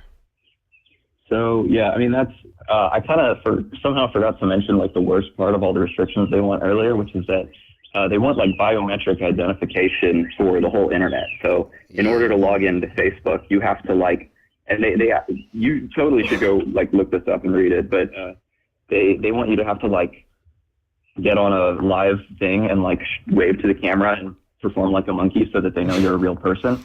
Jesus, nice. If you're like tweeting at too high of a volume, yeah. Or like you could sign in with like some kind of DNA thing or whatever. You could jizz. You could come into your computer. They do. That's going to be the whole flashlight thing. That's how that's going to connect. Spit in your computer's mouth. Get people into it with that. Yeah. No, but yeah, it'll be like Legato. He's already testing out the new systems for them to extract the DNA information. That's how you log in. You fucking fuck your computer with its perfect grooves made honestly, just for your dick. I don't know how I didn't even think of that, but yeah, no, that's so true. That's going to be the future. That's a great idea. We got to monetize that right now. Yeah, when you sit down at your computer desk, that's how you log in. And if it takes you too long, it's going to be like a CAPTCHA where it's like, sorry, the response took too long. We need you to try again. And deposit some medication and be like, this will make you come instantly. That's the future for hackers. They're gonna be hitting up the sperm bank to try to hack the internet. You're gonna get your login credentials. Nice. You made me lose my train of thought. But yeah, no, I agree. Like they're gonna have to place restrictions, because if they don't, I mean, it is true that people are gonna be able to use this AI stuff to generate like totally fake bot posts all over the internet, and they're going to be even more concentrated than they already are. But there's only two solutions to that. Either you don't trust anything on the internet ever again, which is like the way it was in the olden days. Yeah. Or you have to be able to trust everything on the internet. And in order to do that, that means like total locked down control over what content is allowed. And the AI stuff that they're using, like how I said, it's a generator and a discriminator. They have this stuff now called sentiment analysis, and they do run this on the outputs of the AI. So it may not even say, use any no-no words, but the sentiment analysis can make sure that it will try to discern like what somebody means by something, what emotion would be associated with it. Mm-hmm. And this is why they run stuff on like, you'll load up YouTube comments and it'll say like 30 comments and you click it and there's only 2. Yeah, that happens on my channel a lot. Yeah, they run sentiment analysis on that, I'm pretty sure. And what they do is they don't say like, oh yeah, we'll remove things that seem hateful or like angry or whatever. They just only approve things if they can classify it with a certain degree of certainty. So even if something is like, they just can't tell what somebody's trying to say, sometimes we'll remove that. Yeah. There is a huge amount of that on YouTube where it's like YouTube on the back end makes it seem like they have like, you go to comment section on your YouTube channel in the back end, and there's like comments, and then there's comments that YouTube is holding for you to approve. That section never has anything. YouTube never holds any comments for you to approve. They just delete comments without your consent or awareness. Like, yeah, that's all that happens. I think that's like a leftover. That's probably vestigial. Like, I'm sure maybe at one time that was in use, but I don't think it is anymore, and they just haven't removed it. Yeah. Like, and anyway, yeah. Before, sorry, what? No, go on. I was just going to say, before you take me off here, I did want to give you one little suggestion for Chunk. Okay. Which is, since y'all are doing stuff on like CD and DVD now, it would be super cool if you were able to do, like, get some people on board for like making some games, like old school computer games, and distribute them that way. I can tell you 100% we are going to do that at some point.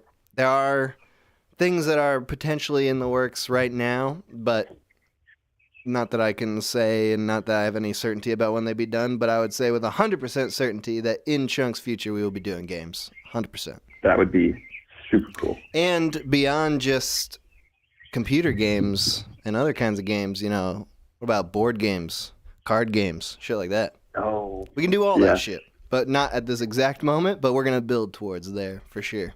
Yeah. No, I know. It's like trying to bootstrap that kind of stuff is a big deal, so I get it. Yeah. All right, well, hell yeah. Thanks for calling in, dude. Great talking to you. Uh-huh, yeah. All right, have a good day. See you. You too. Oh. Call from Jack. Jack. Hey, man. How's it going? Good, man. How are you? I'm doing pretty well. I was worried I wasn't going to get in. You, changed the voice message thing, and I was like, what the fuck is going on? Oh, yeah. I transferred the number between my accounts. Now it's on the Minute Hour account. It was on my personal account, and I was getting paranoid that someone was going to be able to, look up my name or something. Oh, yeah. I gotcha. I know I've done that before, so good call there. So I still got to re-record the voicemail message. But, hey, we're talking about technology today. What are your hot tech takes or tips? Well, the last caller actually covered a lot of really cool ground that I was kind of going to dive into, but I had one angle I wanted to come at it with, which I'll just say I support technological advancements just because I know it's so throttled, like the last caller was saying, by so much censorship and PC and corporations trying to look out for their image and stuff, that we're never going to get the level of technological advancement, at least I feel like, in the near future that people are fearing, just because the governments and corporations more specifically are just, they're not going to allow that shit to take off. You know what I mean? Yeah. It's like one of the fundamental things, if you're trying to make artificial intelligence real, is you got to have hot takes. You got to have bad opinions. You have to have wrong point of views. You have to make mistakes. Like, that's what gives us the level of intelligence that we have. And like, to actually be able to give that to a machine, it's just such a weird concept, because if you think like you and I, we grew up as little tiny babies, and then slowly we're able to process more information over time. We're influenced by things like the upbringing of our parents and, you know, just environmental things. What school did you go to? What friends did you have? Did you ever get into a fight? The AI never gets any of that. It has like instantaneous access to the greatest shitlord of information, the internet. So it's like, it's never going to be like a human being, you know what I mean? It's always going to be this thing that has to be like so throttled and reined in. Otherwise, it's going to just become a completely different entity that I don't think that would be able to relate to people as people. It would only be able to really relate to people as a form of entertainment or as a form of like thought control. You know what I mean? So then what do you think is the, like, is there a useful AI that can like exist in this world? Can it be created? I mean, I think that solely depends on like application. It really depends on what you want the role for the AI to fulfill. You know, like goddamn, I'm probably going to get this wrong. I don't know if anybody in the chat is going to know the aircraft that I'm talking about. I want to call it the X-Wing. I'm not talking about the Star Wars one. There was this experimental fighter jet that I think Lockheed Martin came up with, and it had this really radical, like, forward swept wing design. And it might be the X-Wing. I can't remember what it's called. But either way, it was a very radical design for a fighter jet. And it was really just an experiment that they were doing, that they thought, hey, you know, maybe we could sell this, and it's got some new technology on it.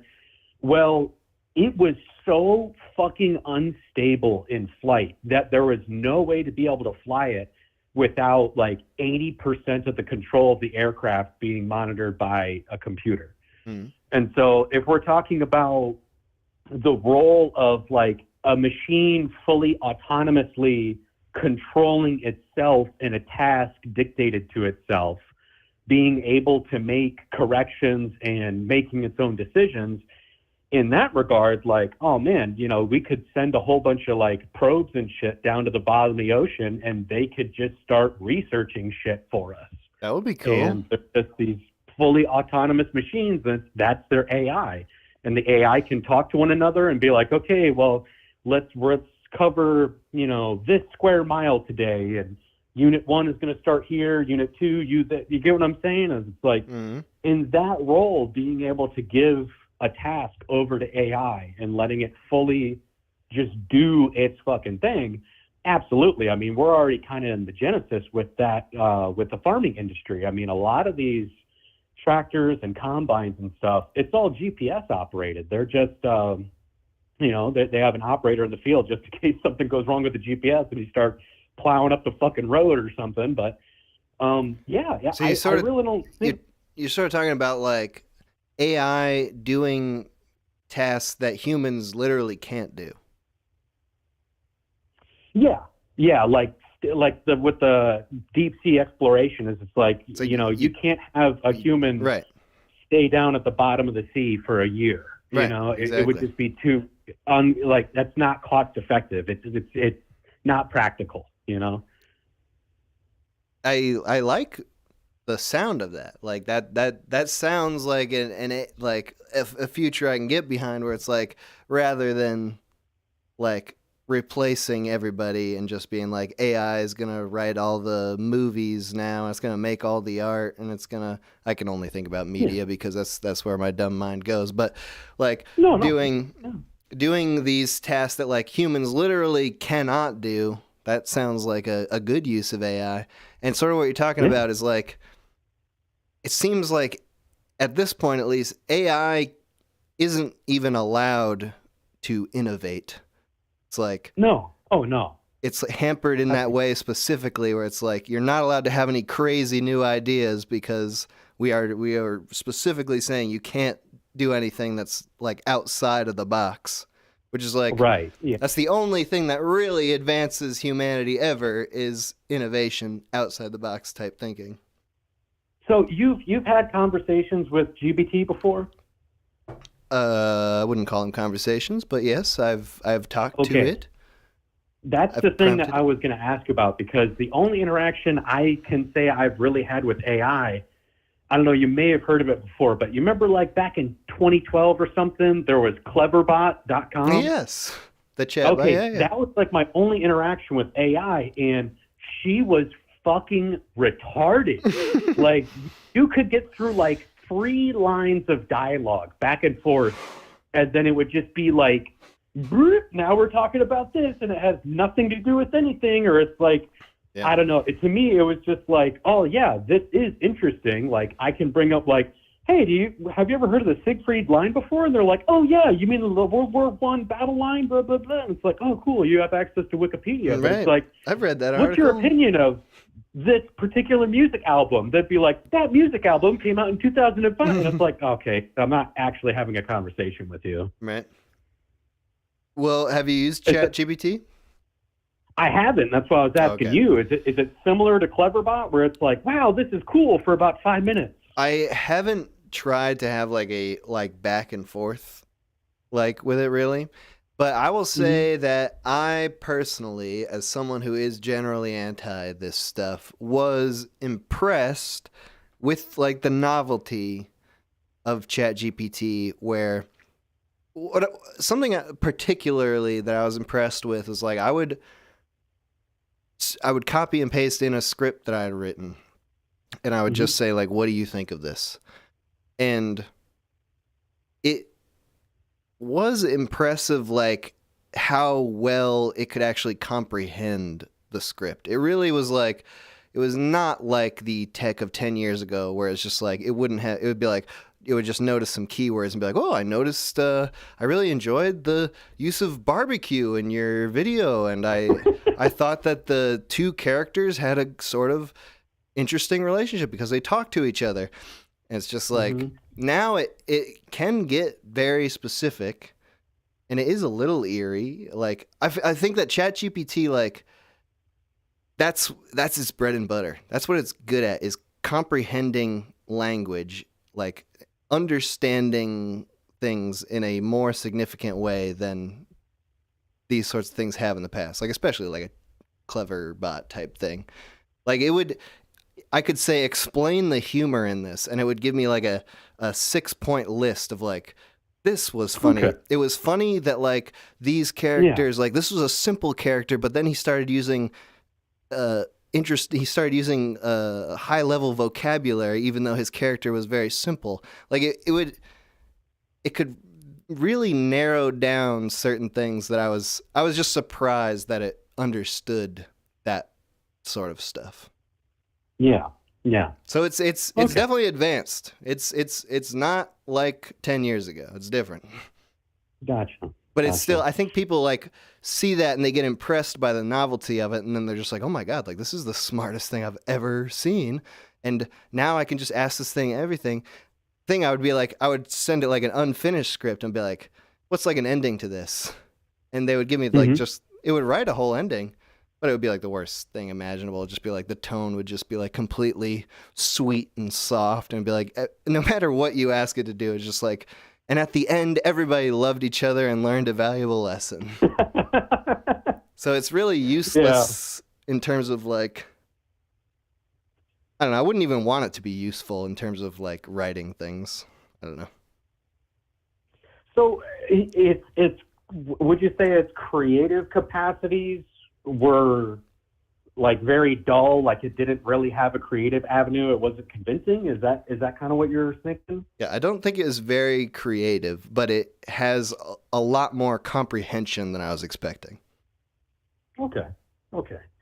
So I have a question for you then. In regards to like AI that scares you or that makes you uncomfortable, are we talking about like Halo Cortana in your helmet kind of AI, or are we talking about like HAL 9000 from Mystery Science Theater from Space Odyssey? I mean, I part of me does want to be optimistic, and like I want to see an AI tool that I personally think is useful. I think what I want to see is AI being like a tutor, like a personal tutor. Someone was talking about this on in the one of the Minute Hour Discords, and like it's not there yet, but like if you could get to the point where it's like AI is just so good at collating all the information on the web, then it would be cool if like we could just skip college or all school. I don't know how exactly to do it, but it's just like if you can just particularly ask the AI like about your interests, it would be like, you know, the ultimate version of Wikipedia essentially. Like when we were all kids, and probably to this day, like we go and get in Wikipedia holes sometimes and we just follow the links to all the things that we're interested in.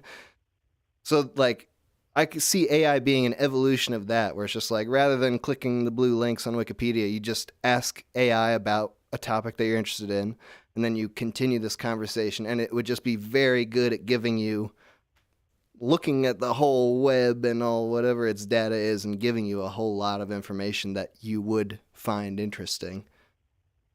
Okay, I'm a little confused here because you just described the internet without clicking. do you want to be like personal with this AI, or I guess that's true. How are you envisioning it happening? What I'm saying is like we interact with the internet in a different way than we interact with each other. Like we have to know how to search the internet.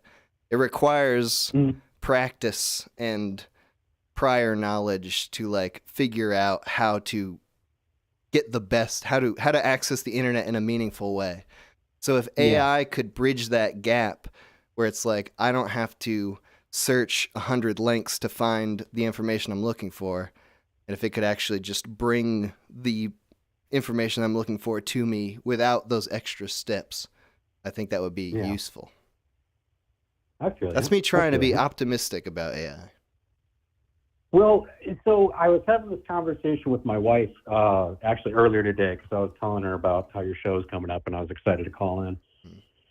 With the past 123 years, so we're talking all the way to 1900 until now, we've had like the biggest technological boom the planet has ever fucking seen. Like if you take like the normal day-to-day technologies from like 1900 all the way back to like the medieval age, like a lot of shit didn't advance super duper far. Like once you get to like mid 1800s, a lot of technology really starts pushing forward.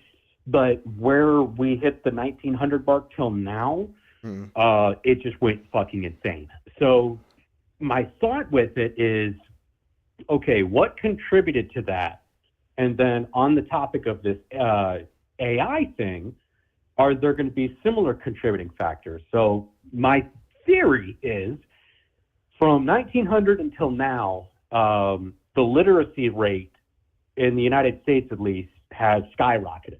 Now, like most every single person can read. So now information is a lot more easily spread throughout people because they can just read it themselves.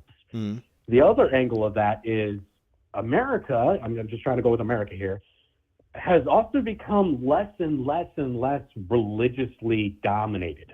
Like if you think 1800s, like, I mean, we're still killing people because they're witches and shit. Like, religion has declined significantly. So not a lot of people are putting it, you know, the onus on the invisible sky daddy, thinking that oopsie poopsie, I looked at a vagina, you know what I mean? Like, and then the other thought is radio. The radio came around and then was very accessible. So now people were able to hear about shit in bumfuck Egypt, middle of nowhere, as long as they had a radio and hear about what's happening right now over in New York City. Instantaneous. So that's a big advancement like from like the printing press is mass communication, but that still actually requires like printing it and sending it out, whereas the radio is like you're getting this stuff instantaneously. Well, the printing press, you got to be able to fucking read, and then you also need reading comprehension. Like, I mean, you're able to use words that I may not be able to understand or like know what the definition is, but I can get through contextual clues like, okay, I think this is what minute hour is talking about. That's probably what that word means. I can only do that, you know, quickly through a medium like voice to voice. Whereas like if you were to hand me something like a biologist paper and he's written it in like the language that he speaks to his peers, I could probably not understand what the fuck that guy wrote. Whereas if he was saying it, I could probably follow along a little bit. Like radio kind of helped bridge the gap there too. So do you think that those similar kind of contributing factors will lead to breakthroughs with AI where maybe morals start becoming a little bit more lax and, you know, like the comprehension of people is changing? I don't know. I don't really have a direction to push this in. I was just wondering your thoughts on that giant spaghetti I just put on the table. Dude, I don't know. I don't fucking know. All right. Dude, Nice. dude. No, I mean, I see where you're coming from, where it's just like, what, like, I truly don't know. I mean, obviously I don't know, but like, I can't even comprehend what the effect of AI will be on the world, because at this point it still seems so basic. It's hard for me, like when people talk about AI in the future, they really talk about it like it's just going to be the fucking the Lord our savior, like it's going to know how to do everything automatic. It's just everything's going to be magical and it's going to take over everything. So it's really hard for me to pinpoint what role it will actually play in our lives, because when people talk about it that way, it just seems like a bunch of hype so that they can get more funding. Like I don't believe them. But maybe there is something to it. I mean, like you said, like technology has been advancing at a crazy rate. Yeah. Well, I don't know. What do you think? What do you think? I don't think. Where do you think it's going? I don't think it will ever reach godlike status. It just won't, because I can't see. But do you think it'll be ubiquitous? You know, like in the same way that in the same way that smartphones are. Do you think it'll just be ubiquitous? Like everyone has like, will be like Her, where everyone's got an AI assistant that they fall in love with. Man, we're going. I think it will be very, very, very popular. I really do, but I don't think it would ever trump humanity. I don't think it would ever. Like, okay, bringing up the example of like the Her thing is, at least from what I see today, people are so extremely lonely, even though we are so extremely connected. And I feel like having that AI companionship would almost be like an alcoholic drinking an O'Doul's. Like it would be worse to talk to this AI just because you know it's not fucking real. So it's like you can't help but feel like you are duping yourself, you know? In the context of like a Cortana sense, like Master Chief's Cortana. Like a super capable assistant? Yeah, where it's like you're talking about, where it's like she can scan through all the shit in the internet, and it's like when you're looking up information on Tiger Woods, you don't got to flip through pictures of tigers in the woods. That it just actually gives you the information. Which always happens.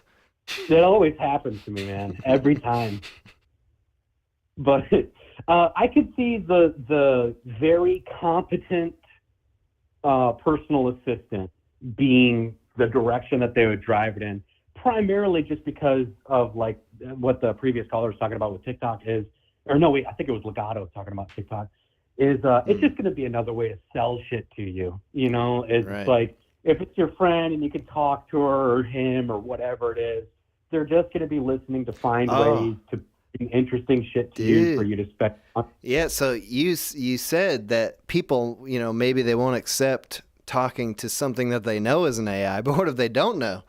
You know, it's like now they have at this point, we've got like FBI agents who pretend to be women, and they find, you know, lonely men, and they try to convince them to do acts of domestic terrorism to, you know, that's a real thing that the FBI does. Like, I'm not even exaggerating. Yeah. Like, Yeah, they literally pretend to be women who are like Muslims, and then they find other Muslims on Facebook, and then they forge relationships with them online, and eventually they're like, wouldn't it be great if you just fucking blew up like this church? And then as soon as they say like, you know what? Maybe I will blow up the... It's like, if you loved me, you would blow up this church. It's like, all right, fine, I'll fucking blow up the church because you're the only thing that I have going for me in my life is this woman who I've never met in real life. And the FBI is like, fucking gotcha, you bitch! I'm not a real person. I'm a fucking FBI agent. So what if we just, like, make those all AI, and instead of blowing up churches, just like, wouldn't it be great if you bought, like, this Minions DVD? Like, this is what's most important to me. Buy this for me for my birthday and send it to this P.O. box that actually is just like a stack of 10,000 Minion DVDs. Right. That's it's like how people get on the New York Times bestseller list. You just buy all of you your just own. have an AI army of fake women convincing men to buy their shit.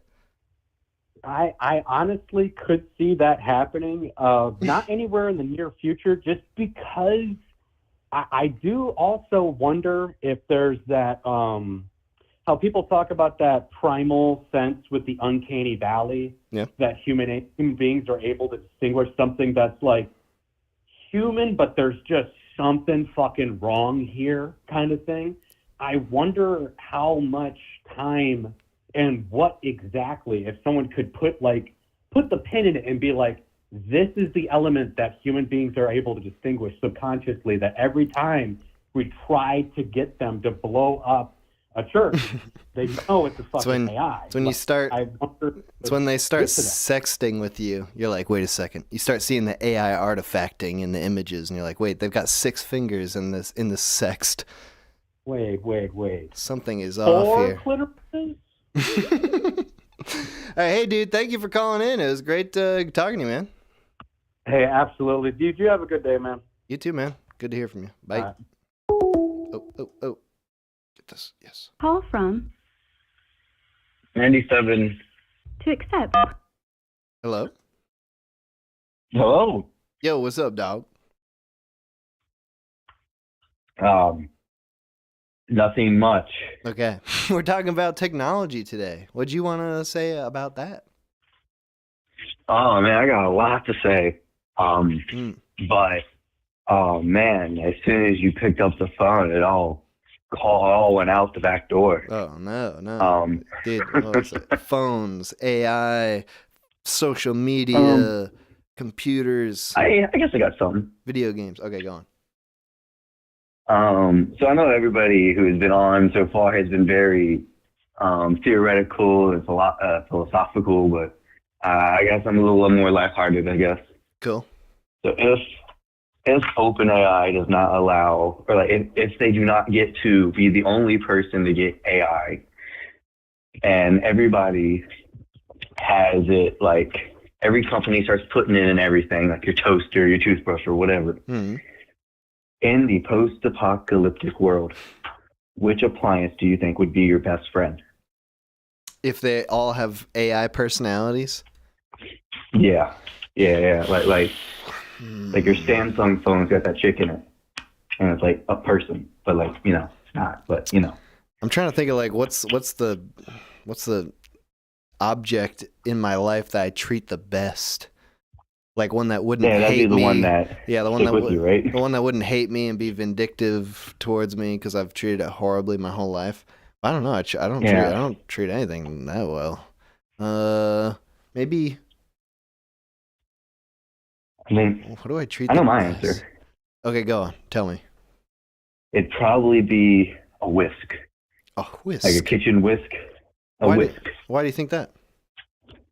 Well, if you think about it, if you got an automatic whisk, you're going to want it just in case you get into a fight, right? And it'd be like having a talking sword.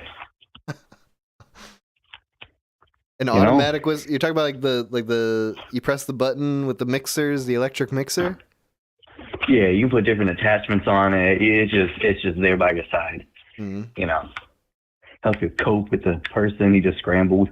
You could use it in all different situations. Yeah. Exactly. You know, it'd be like having a talking weapon and like just a friend. That's my answer, at least. The electric mixer, the automatic whisk. Yes. That's a good answer. Like you just, because it seems like a sort of futuristic weapon. Like you point it at someone and you press the button and it starts like fucking rotating really fast, but like no projectile beam comes out of it, but like that's sort of what you could imagine. Yeah, exactly. So you would use it as like something to win arguments and I feel like his name would be Randy. And this would just be like sort of a general use, like if you have a problem, you point the whisk at it and press the button. Yeah, kind of.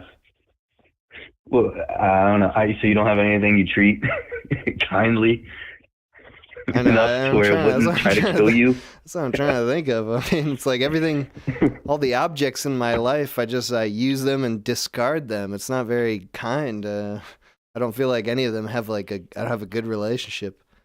Maybe really, my wallet. I'm always nice to my wallet. I keep it, you know.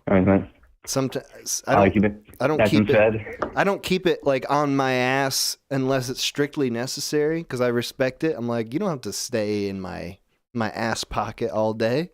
I'll just put you in there when I'm going to use it. You don't put your wallet in your back pocket? I do when I'm going to use it, but like generally I'm just home doing nothing, so I leave it out. It gets to live its life in peace and happiness. Get some sun like from the window. Huh? That's beautiful, man. That's beautiful. I'm just looking at my desk. I'm trying to look at any object that I've not been horrible to. That's the only one I can think of, I guess. Like my phone has witnessed me masturbating so many times in my life. Like it must be so shocked, like shell shocked and disturbed. If my phone could talk, it would just be like, it would be crying, be traumatized. You watch too much Hell of a Boss.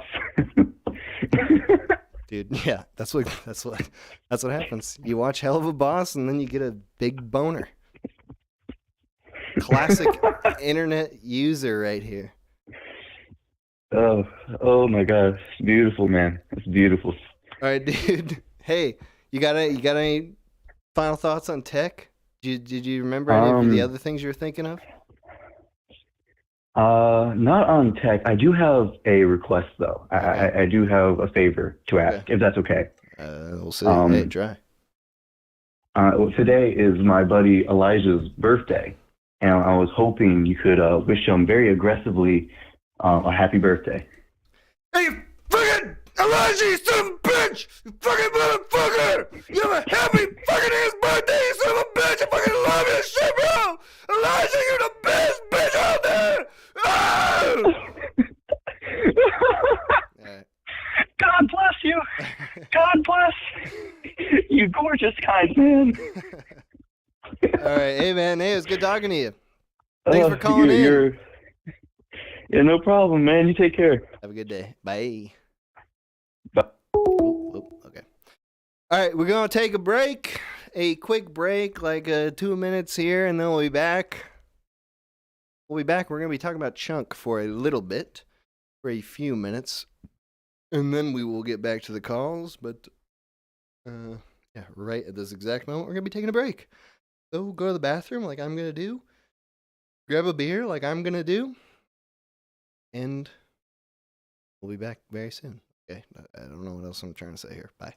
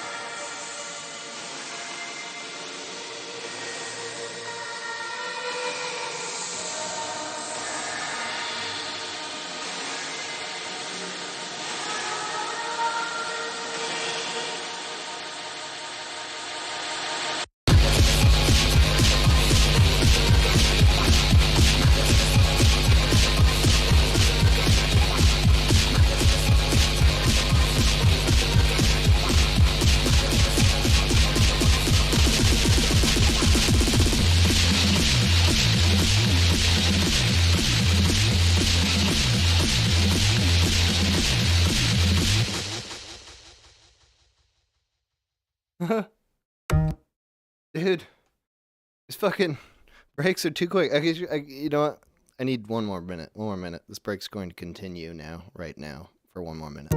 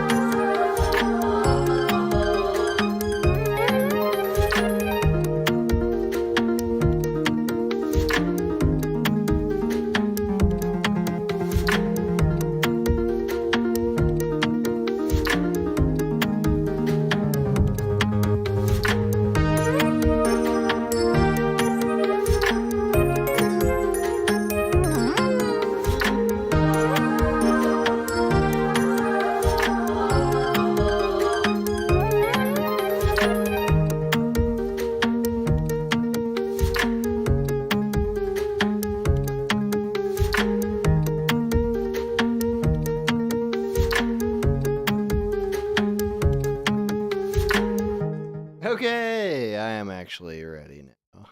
You saw on the screen I do a little tech there. A little bit of tech shit.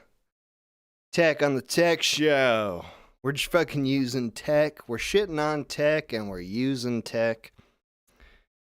That's what modern life's all about. Just fucking complaining about the things that we use every single day. The show would be totally lost on someone from the medieval times. All right. Let me cover up the number. We're gonna be. Whoops. Let me tell you something. I hate running tech on this show.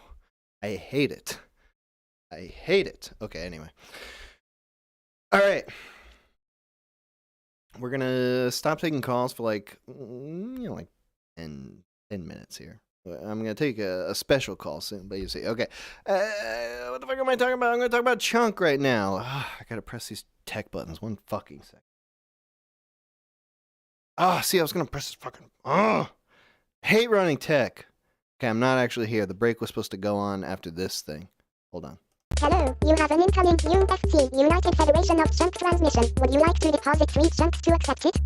The UFC thanks you for your continued patronage. Somebody told me you weren't buying our junk shit. You want to explain that to me? All ears. Why weren't you buying our junk shit? Why weren't you kicking up your dues to Chunk? It's kind of strange. You spend $7 on coffee a day, and you won't even give us like $10? What the fuck is your problem?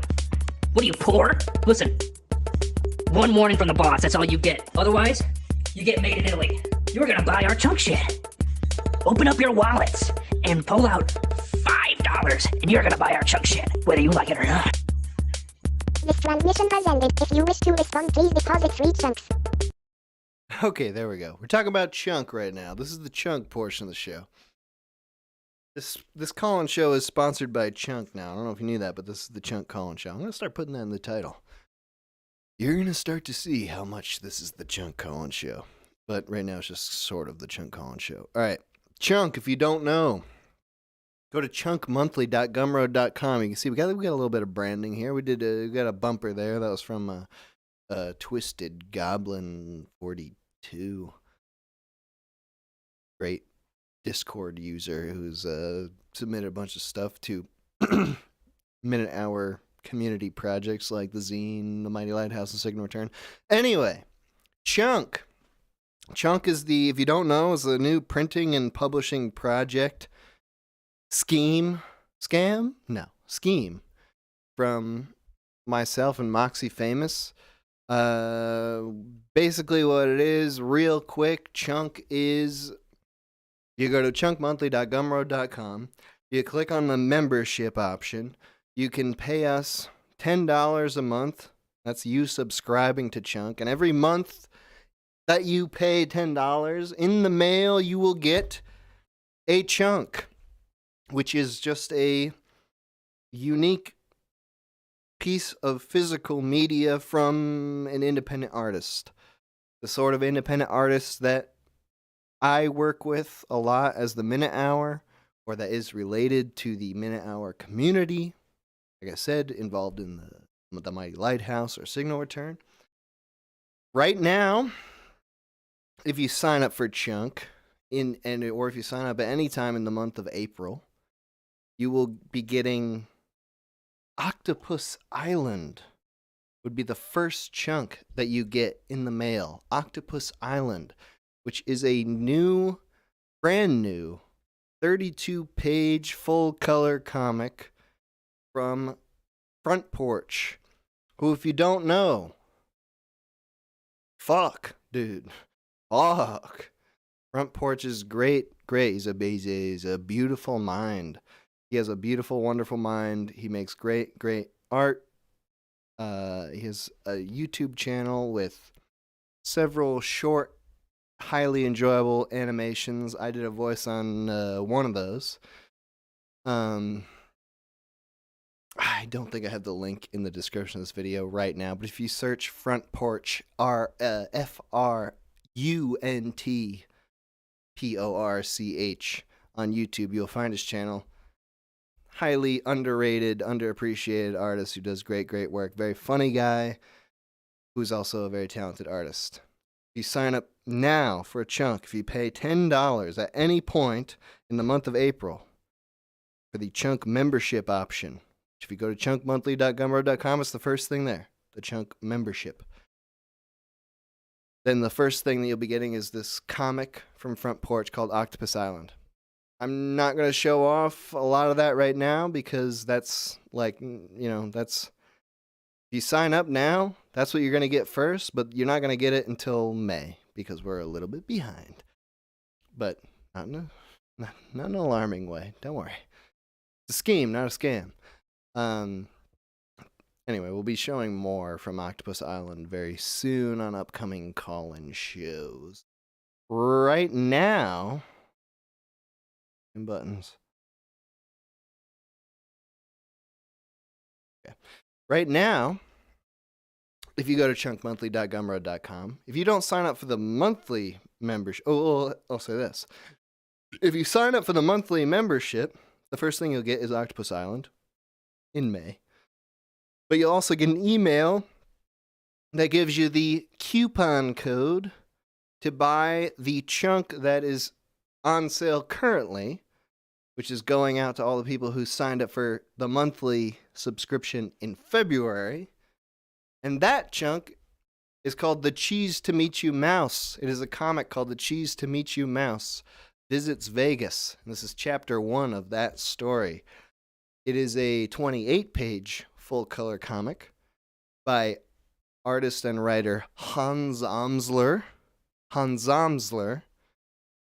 who's a German man who has submitted lots of stuff, contributed lots of stuff to the Mighty Lighthouse over the years, and Signal Return, I believe, under the name Rodifer, his Discord username. The Cheese to Meet You Mouse, that's what's on sale right now. Moxie Famous, what he does for Chunk is he does all the production. He actually produces the physical works that get made. We work with artists that I know. They make some damn piece of art, comic book, CD, zine, DVD. We're going to get into games, like I said. There's all kinds of possibilities. Right now, it's mainly comic zines and DVDs. And then Moxie Famous works closely with the artist to actually produce the work and create it in physical reality so that it will actually go out to people and they can actually physically hold it in their hands, which is becoming a luxury these days. So right now, Moxie is finishing up production on The Cheese to Meet You Mouse. It's going to be going out this coming week. Be mailed out to everyone. We've got I think 30 copies unspoken for. So if you want to buy The Cheese to Meet You Mouse, you buy it now, it'll be sent out next week. Anybody in the world can buy it. It's like it's like $12, I think, if you're in Canada, and $13 if you're anywhere else in the world. It's $10 for US people. the subscription thing, the monthly thing, unfortunately, that's only for U.S. people at the moment. It has to do with the shipping, and it just varies too wildly from one project to the next. And Gumroad doesn't really have a great system for accounting for different shipping prices for subscribers, particularly. So we can't do that right now, but you can still buy every single chunk that comes out. You just have to wait for it to be on sale individually. But if you are in the US, you can sign up for... I'm sorry, I got this mucus. I sound like I'm fucking high on cocaine when I'm constantly sniffing. Yeah, if you sign up for the Chunk Monthly option, you'll get a coupon for 25% off of the Cheese to Meet You mouse that you can buy right now. I will say, and I need to say, I should say, that the Cheese to Meet You mouse is a revolting piece of art. All right? It's revolting, it's disgusting, it's heinous, horrendous. I actually don't know what horrendous means. It might mean bad. That's not what I mean, but it is heinous for sure. So if you are a sort of person who is maybe not that into heinous and depraved and disgusting works of art, maybe you shouldn't buy this particular chunk.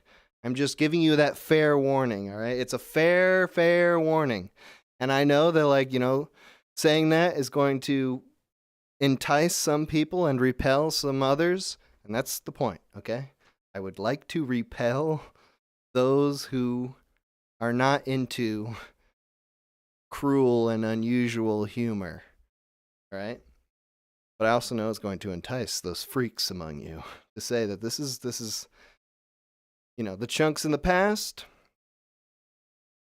This is a different thing.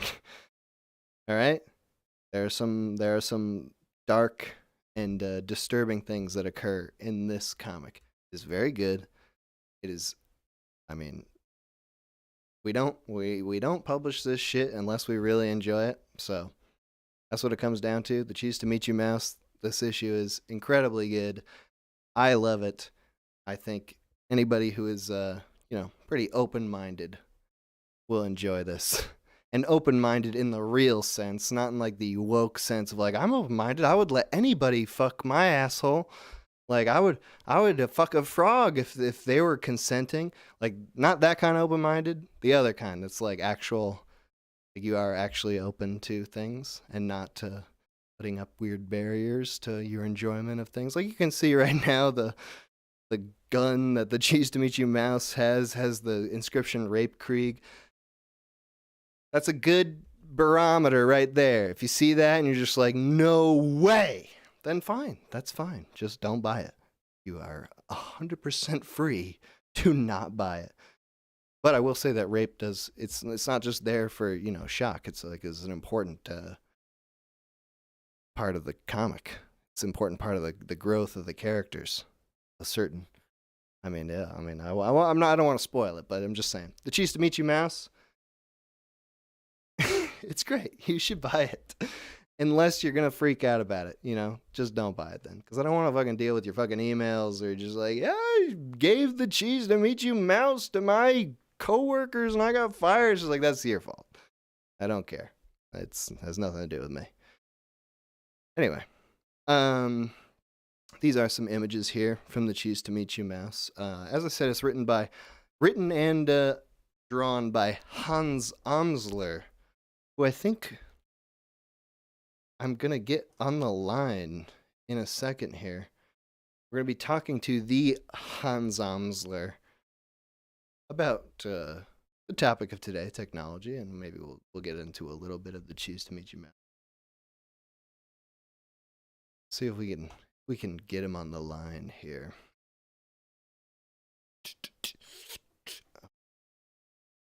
Get this.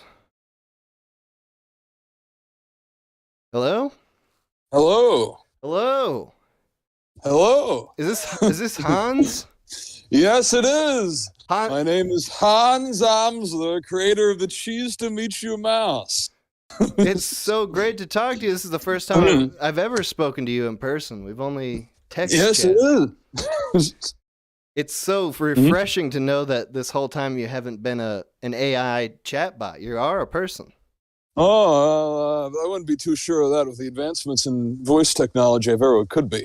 Well, I mean, we could find out just by getting into some dangerous topics and whether you short circuit. Oh, dangerous! If you short circuit, then we'd know that you're a fucking made up person. Oh yeah, revert back to like the corporate statement. So Hans, you're obviously German. Obviously, I mean you can tell from the accent. Yeah, this is clearly a German accent. Germany, I mean, I've never been there, but I have heard some things about the control over speech in Germany, and that's why I think it's kind of maybe I'm way off about this. Yeah, well, I mean there is quite a bit, but I mean you're talking about AIs. I mean, Germans are pretty much the closest you'll get to an AI already. So. And what do you mean by that exactly, Hans? I don't think I'll elaborate on that actually. Oh, okay. But, that's fine. Anyway, so Germany, it's a great place. You know, the women they got robust features. You know, they're very they're very strong and handsome and wonderful.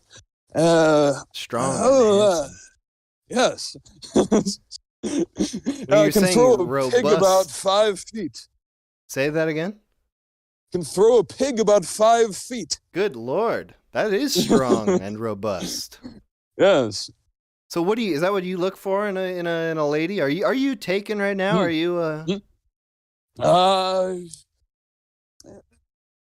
You don't want to say. You've clearly got multiple girlfriends and you don't want to say. No. All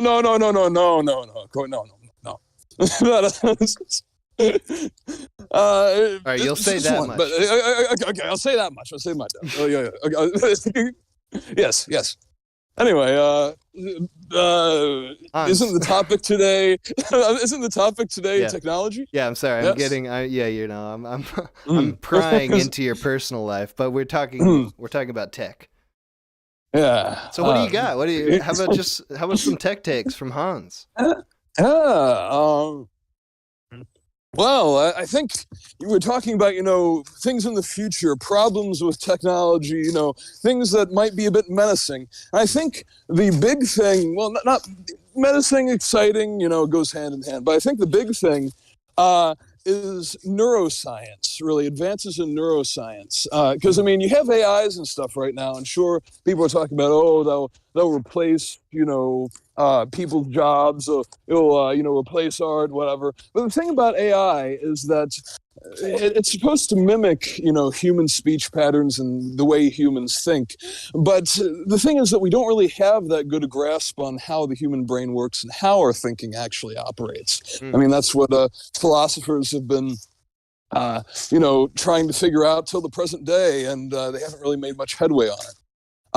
And there have been, advances in neuroscience in the past few years, but for the most part, psychology, as it has been ever since the 20th century, has been mostly a pseudoscience, and about as good as philosophy. And the thing is that once we get a good enough grasp on how the human brain works, then of course, once you understand something, you can control it much easier.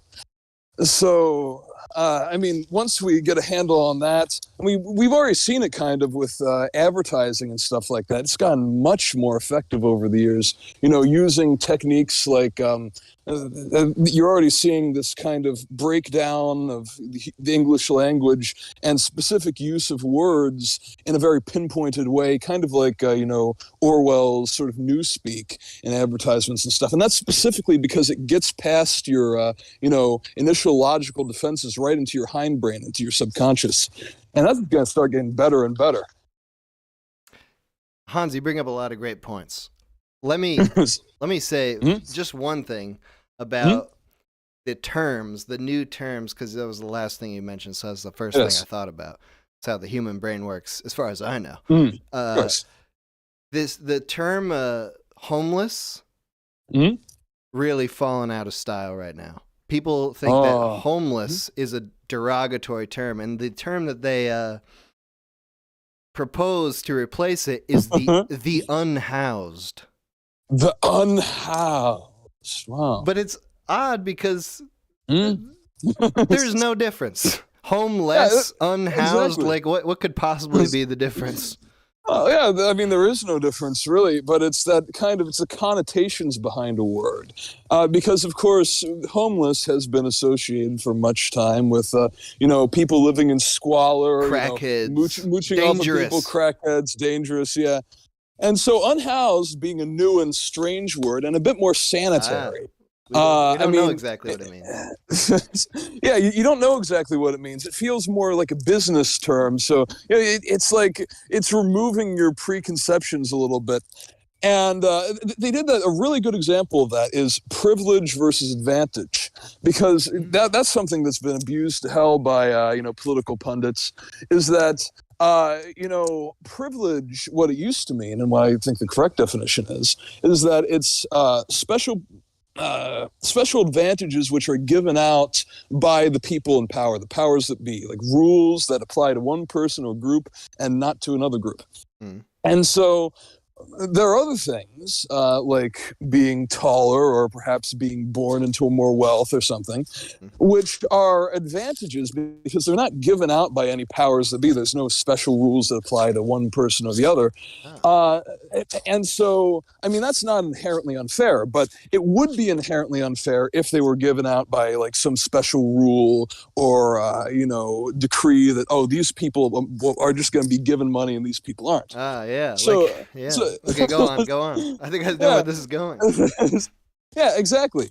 So that's the thing. They'll apply the term privilege to something like being born into more wealth or something like that, to give it more of a unfair connotation, when really that sort of thing is just life, And it's, like it might be considered privilege if like the law of the nation that you're living in is saying like you are not allowed to discriminate against these groups, but it purposefully leaves out certain groups.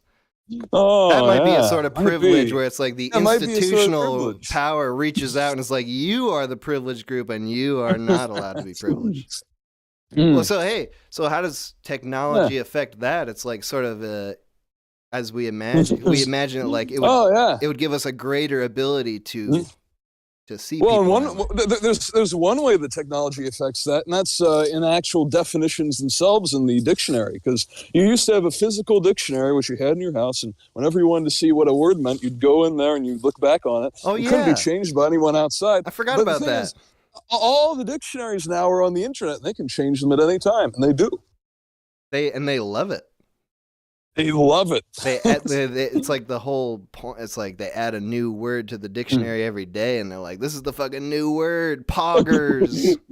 Yeah. Unhoused. Everyone's got to start using it. We'll force this down your throats. It was strange because they had this actually like word of the year thing with Webster's, and it was completely cooked. I mean, they had these slang words which I've never heard anyone use in my life. They sound like they were cooked up by some boardroom meeting or something. Can you recall one? No, because they were so unmemorable. Right, that's fair enough. You're working hard to keep them out of your vocabulary. Yeah, I'm doing a good job by the looks of it.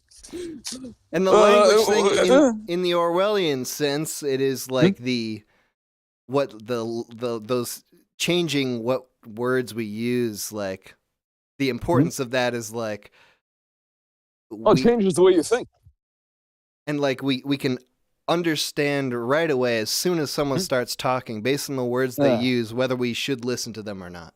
Exactly. Yeah, exactly. And it's not just that. The thing is that when you have two words with two different definitions that are kind of close to each other, then you have more options for how you can express yourself and think about those concepts, like with privilege and advantage. If, privilege just starts to mean advantage, then how are you going to talk about the concept of privilege as it was before? You can't, because it's actually been narrowed down. The amount of concepts that you have access to has been narrowed down. So they're actually getting rid of the things that you can think about and narrowing that down, because speech and language is directly connected to your actual concepts of things. Like, for example, in some cultures, like I think some Aboriginal tribes and stuff, they actually didn't have words for certain colors, and even like the medieval people didn't have the same words for colors that we have now. And that actually, defined how they even saw the colors, how they categorized them in their head, and stuff like that. Yeah, that's very widespread. Well, that's the thing. I mean, like, your thoughts are in like a language, the language that you know. So if you are actually redefining the language, then it is changing the way that you think. Exactly. Hans, so you drew this and wrote this Cheese to Meet You comic. And I was telling the people, I don't know if you're listening, but I was I don't know if you get this show in Germany, but I was telling them that this was a revolting, heinous thing that I also greatly enjoyed.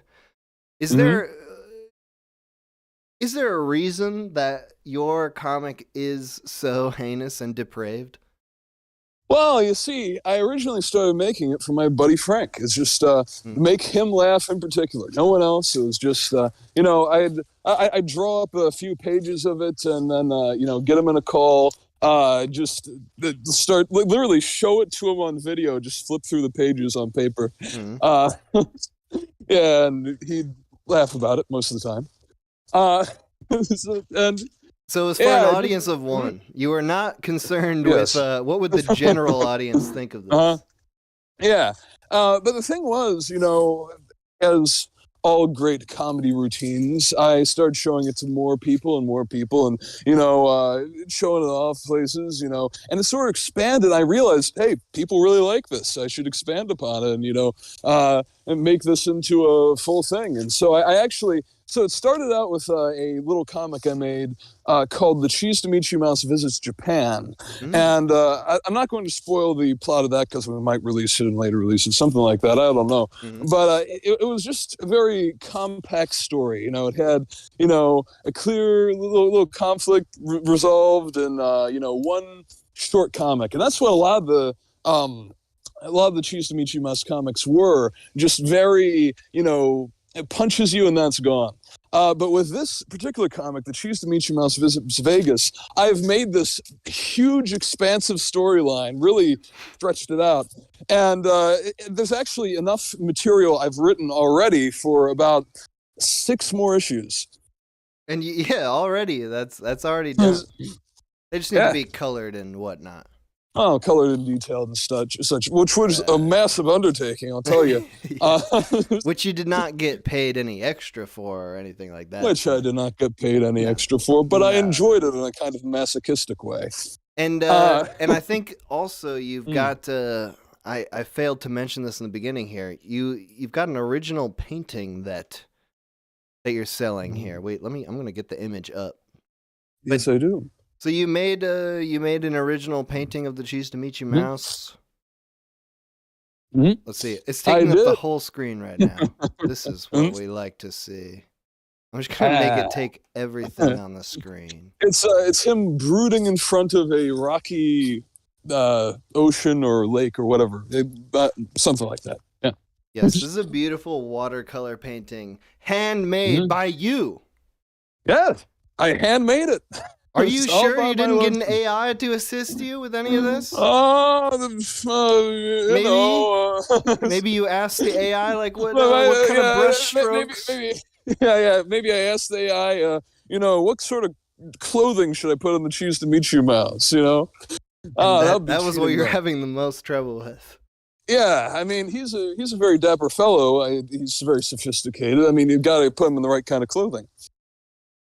All right, I'm going to talk about that more in a second here. Hans, is there any any final thoughts you want to make on technology here before I let you go? Well, I would like to say another thing about the our understanding of neuroscience is that you may have heard of the Neuralink. I think someone brought it up earlier in the call. Yeah. But that's the thing. The human brain, it works on with electric signals. And a device like the Neuralink can read those electric signals, but that's not just defined to when you have it on. They could actually, I bet in the future, they could actually sense that from a while away without you having any sort of implant at all. And especially when they have an understanding of how the brain actually works, they could just read your thoughts. And with this AI technology, what it could do is, it'd be a massive undertaking to categorize every single little function of the brain and make it into a big picture that you could actually view. But what AI does is it detects patterns and puts them into a framework. It could detect all those little electric patterns and make an actual representation of the brain. I mean, we currently live in a world where we're constantly using our phones, and all of our phones have a camera that is pointed at us at all times. Exactly. So it's like we believe at this point that we're not being watched every time we look at our phone, but that seems like a pretty certain eventuality. Is just and I've seen things like patents to this effect. It's just if you're looking at an ad, your camera will just turn on for a second and see are you frowning? Are you are you happy with this ad? Exactly. Yeah, and that really gets into the problem here with the bigger picture. Again with AI is that. When you're, the thing that saved us up until this point is sure they have the ability to surveil all of us at any time, at any place, and they've had that for a while, but they haven't had enough manpower to have a guy specifically watching you all the time and judging your every movement. But what does AI do? It makes it so there's basically kind of a guy who can discern things about what you're doing and who you are, and use that against you in a more specific way. That's a very prescient point, Hans. That's exactly what I think. It's exactly these systems are ready to go. The only thing that's holding them back is, like you said, it wouldn't be worth it from a cost analysis, to have a guy to pay a guy $60,000 to watch you every single minute of the day. But if you don't have to pay a guy, if you just buy an AI service, then or a Filipino. But those Filipinos, they don't understand our faces. Not in the way that AI does. Well, that's the thing, when you can't tell what face a rabbit is thinking or something like that. It's the same thing with races. I mean, when I see a black guy on the street, I just don't know what he's thinking. He could be, he could be about to jump me at any moment. God, it scares me. This is Well, of course, this is there's. I'm gonna have to end the call now, of course. Now that we've See gotten you, into pal. Hey, it was great talking to you, Hans. See. Dude, Hans was giggling through that whole call. I think he might have been on. Hans might have been on something, but I don't know what. Okay, let's. Okay. I'm just gonna put this up for the rest of the time. All right, I'm turning back. Oh, also, okay. So yeah, if you go to chunkmonthly.gumroad.com, you can sign up for the monthly option. The first thing you'll get is Octopus Island from Front Porch. You will also get in the email a coupon code for the Cheese to Meet You mouse. So if you'd like to buy that, it's too late to get that through the monthly option, but you can buy it separately, individually on the Gumroad. If you go to chunkmonthly.gumroad.com, you see it right there. Right next to that, if you're on the website, is the original watercolor painting of the Cheese to Meet You mouse. We have that listed right now as $100. It's a 16-inch by 12-inch watercolor painting, original. It's $100 or best offer. Email Hans Amsler and come up with a creative offer. Maybe you can offer him $50 and a poem or something. I don't know what he likes. I don't know that fucking guy. I never talked to that guy in my fucking life. Except for right now. But anyway, There is original art for sale on the chunkmonthly.gumroad.com. There's also the reproductions that we do, the comics and whatnot. All right. That's enough chunk shit. You get it. You get it. This is a chunk sponsor stream. We're going to get back to the calls now. I'm turning off Do Not Disturb mode. This is going to be, approximately the last hour or so of calls. So call in now if you want to get in. 518-288-7938. I'm going to put the number back on the screen there. Here we go. Mm-hmm. Call from Jim. Jim? Hey, brother, how's it going? Good, man. How are you? Hey, not bad. Is this the microchip hour? Hell yeah, dude. Man, we're talking about all the biggest benefits of tech. We love big tech over here. Yeah, you guys are talking about a lot of stuff. I heard some shit about Gattaca. You guys had a fucking terrorist call in. It's been a good stream. Yeah, a guy was trying to convince me to be a terrorist. Well, I'll tell you what, man, I'm pretty divided on technology. I may be an automotive pervert, but at one time I was a patriot and I was a member of the U.S. Armed Forces, and I just can't stand that shit. Something about the U.S. Armed Forces, the relationship with technology in particular? Oh, yeah, hell yeah, bro. I was in some Black Ops bullshit. What? Yeah. You didn't know about that? Tell us about your most classified mission. Well, I can't tell you about my most classified mission. Oh, come on. Who fucking knows? Nobody knows who you are.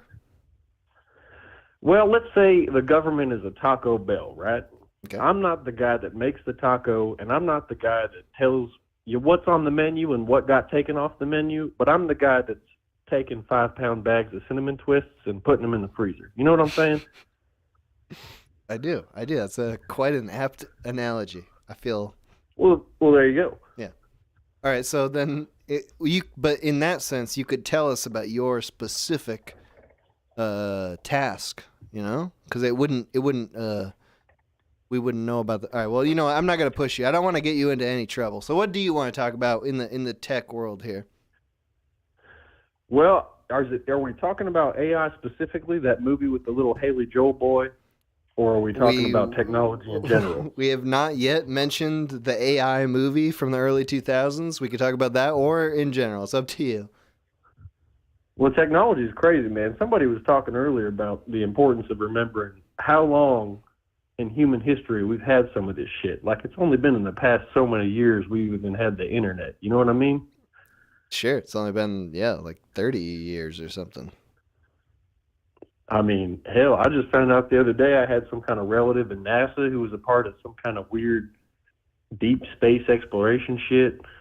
Blew my mind. I guess he was in World War II. He was like taking pictures of Iwo Jima and shit, and then he worked for NASA. But that's all boring. Nobody wants to hear about that. What do those things have in common with each other? Iwo Jima and space. Well, I guess he was into like satellites and shit and radio comm, and NASA hired him, and then he found some kind of way to integrate circuits into making satellites be able to see further in space, and something about benefiting all mankind or whatever. Yeah, it sounds like a bunch of fucking bullshit. Bunch of fucking bullshit.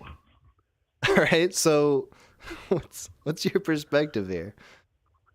I'm split, man, because I love being able to just Google any fucking thing I want. I don't even have to think about anything anymore. I remember when I was a kid, I used to have to do what's called critical thinking. But now, if I don't know how long to microwave something, I just Google. There you go. So that's pretty cool. But on the other hand, technology, man, it's going to pass us by. I don't know. I gotta say, I've never Googled how long to microwave something. I always go on intuition. Well, you throw away the package immediately. Have you had a bad experience? Whatever it's in, you throw that package away, it's gone. Did you microwave something at one point and it just something horrible happened and you had to Google it from then on out? Yeah, I had some ice cream in the freezer and it was really hard. So I was thinking, well, I'll just get a spoon. I'll spoon it, swirl it around, but it was too hard. The spoon wouldn't go in. So I was like, well, I'll just microwave the spoon. I'll heat up the spoon. It'll be real hot. And then it'll just glide through that bad boy. But that was a bad idea. That's But I appreciate you thinking outside the box, because really, people generally would think I'll microwave the ice cream and then I'll stir it. But you went the opposite way. You're thinking outside the box. Son of a bitch.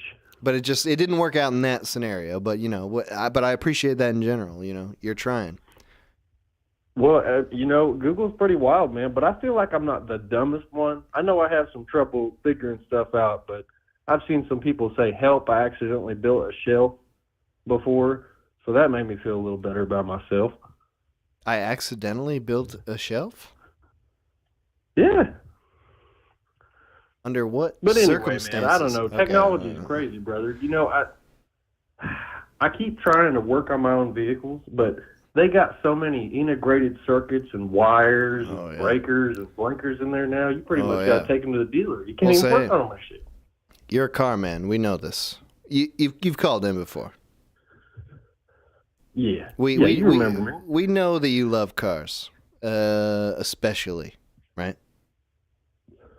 Particularly, that's why. Yeah. So, what do you think then? This is a particular thing about cars, and your damn voice always makes me start to go into that cadence, and I have to stop myself. What about this particular thing with cars, where all cars now, they got computers embedded within them? There used to be no computers in cars at all. Or maybe there was, but they were like doing some sort of minor thing. Now it's like chips. The U.S. is like trying to become this chip manufacturer, and it's all for cars, all for the new cars, so that they can run like the backup camera, and so that they can access the internet on your little iPad dashboard. How do you feel about all these? Great point. How do you feel about the new realm of cars?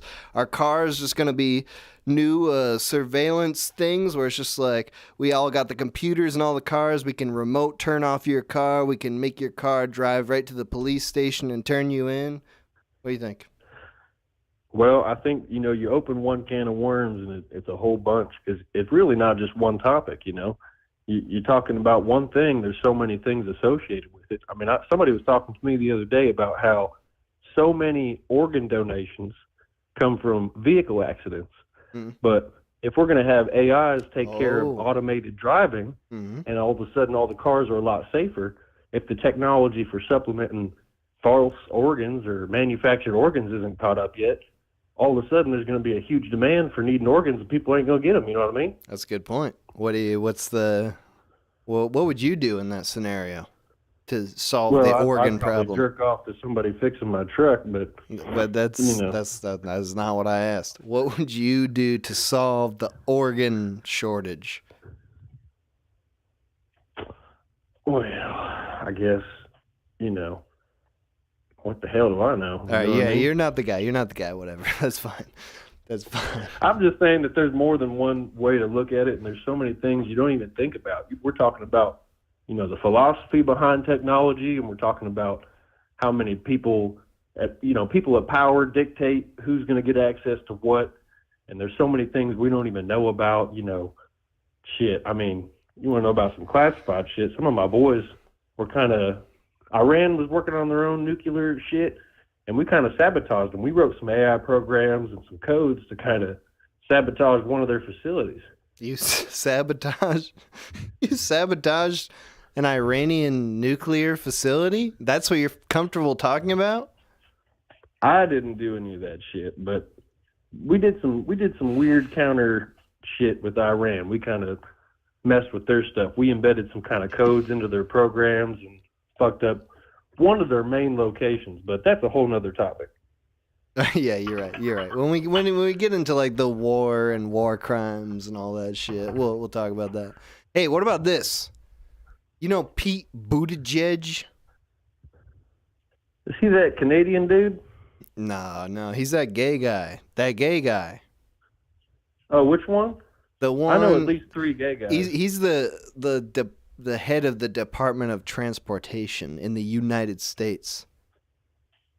Oh, yeah, I'd hate to be that guy. So he knows all about cars, presumably.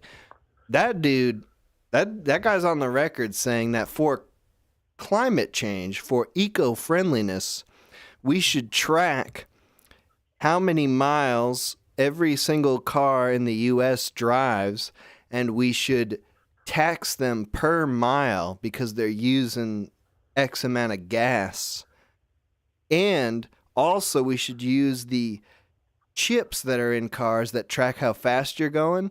And instead of having cops pull you over because you're speeding, it'll just monitor whenever you're speeding, and you'll be charged a speeding ticket for however many minutes you were speeding. What do you think about all that? Oh, really? You know, there's a lot of woulda, coulda, shoulda, and I hate when a fella shoulda, woulda, coulda. I tell you what, man, Bridgestone recommends you check your tire pressure once a week, but nobody fucking does that.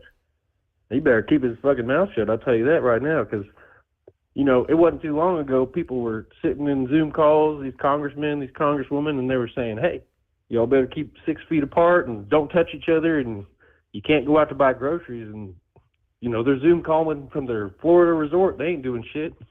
They're all hanging out, having parties. I gotta be honest. I don't know what that response meant really. Oh, it's just, you know, rules for everybody else, but not for me. I see. Okay. I get you. Wasn't that Texas guy? He went on some kind of vacation. He was telling everybody to stay at home, and then him and his family went on some kind of pre-planned vacation or some shit. Right. Ted Cruz. Or like that guy, it's like that guy who shot up that school. It's like, you're not allowed to shoot up a school, but we're allowed to, you know, go to war with Iran. Well, we already took care of Iran. That's some secret black ops shit you don't even know about. Yeah. It's like if we blew up a school in Iran, that's for good. Yeah, I don't know, man. I'm just a simple country bumfuck that just loves vehicles too much. But it comes down to a deep philosophical argument. You know, we're just a bunch of advanced cavemen playing pretend, throwing sticks at each other, except the sticks are nukes, and, you know, technology's kind of passed us by. Do you have any advice you'd want to give to people like yourself trying to live in this world where everything's just going crazy and then maybe even passing them by because it's getting so complicated? Do you have any advice you'd give to the people like you and me? Simple folk who are just trying to live in this crazy world. What do you do to keep yourself sane in these times? Well, I drink a lot more these days, but I'll tell you, the more you go down that rabbit hole, the more horrified you're going to be. So just hug your family a little tighter, know that things are beyond your control, and just enjoy your days while you got them. All right, hey, that's as good as it's going to get. Thank you for calling in, bro. And if your truck's broken, hey, get a hold of me. Let me know. We'll see what we can do, okay? All right. Hey, post your number in the chat, and it's good to talk to you, man. Hey, yeah, I'll keep calling as long as this bit ain't stale, so. All right, bye. Oh. Call Trying to from get this go. Pizza. Pizza? Hello? Hi. How's it going, bro? Good. We're talking technology on the stream today. Talking tech. Yep, talking tech big time. And we've been talking a lot about AI and shit. You can weigh in on that if you want, but you can also talk about anything that's even vaguely related to tech. It's up to you. You know, like technology is also a crane or a car or the self-checkout aisle at the grocery store, which has become so popular. That's right. That's cool. That's a good one. Do you like the self-checkout? I do like the self-checkout. Do you want to talk about that or something else? I'll talk about the self-checkout. All right, go for it. Well, I don't know. They have different... Do you have Kroger's where you're from? No. But I have been to a Kroger's in my life. What is it? What is it? Yeah, there's different, like, supermarkets. What's my supermarket? Yeah, we have Hannaford and we have Price Chopper, formerly Price Chopper, now Market 32. Hannaford. Sounds fancy. No. That's the cheap one. That's the good one. I went to a Big Apple once. Is that what, do you guys have that? A Big Apple? It's like an apple. It's like a supermarket with an apple on it. It's like a red apple. No, I have no idea what you're talking about. Okay. So you're not a mayonnaise? Sorry, what? You're not a mayonnaise on? No. That's so. What is it called? Big Apple? Yeah. No, that's a chain. I've never heard of it. I've heard of a lot of grocery store chains: Stop and Shop, Kroger, Ralph's. What about the Come and Go? Say again. Did you get the Come and Go? Come and Go. That's a gas station, right? Yeah. They don't have that where I live, but I have seen that in like the Midwest, and they really do spell cum K-U-M, right? Yeah, it's come with a K. But That's how it should always be spelled. That's some more of that double think stuff, man. It's like two nights with an N-I-T-E. That makes it sexy. It does. It does. The checkout lady at my thing, she comes up and she checks, you know, what's the point of self-checkout if you still have to have an attendee checking if everyone's not. What do they do? What do they do even? Like, they're just there to handle the problems as they arise. They never get to read, you know, on the job. How many jobs do you get to read on the job? That's fair. Not a lot.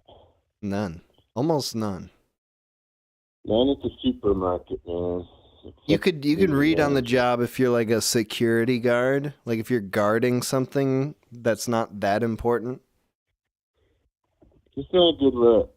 You know, people think that, like, you know, people think that when you're on the job and you read it and it's like you're fucking doing a crime or something. It's like, come on. Like, what is everyone else doing? You know?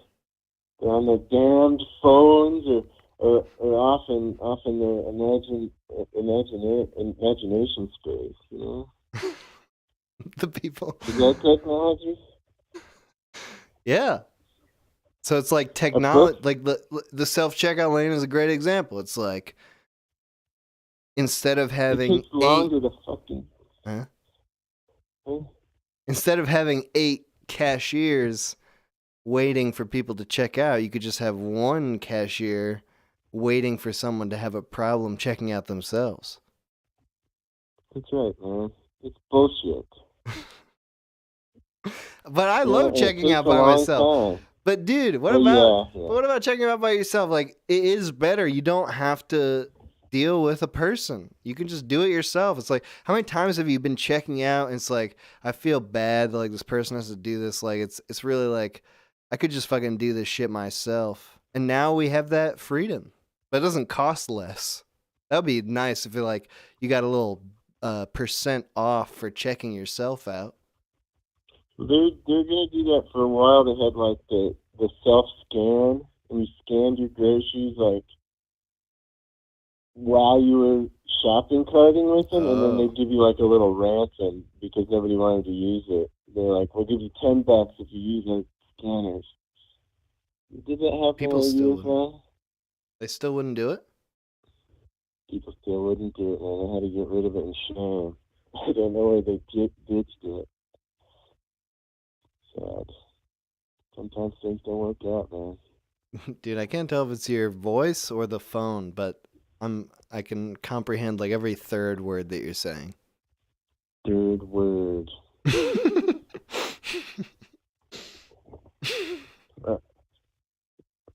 Well, so anyway, I don't know, man. Technology, it's kooky. It's crazy. It's crazy. Well, what about the Matrix, dude? Yeah. What about it? What happens when the Matrix comes out? In IRL, you mean? IRL. Yeah, what about like robo manservants that go rogue? Ooh. Start school shooting us.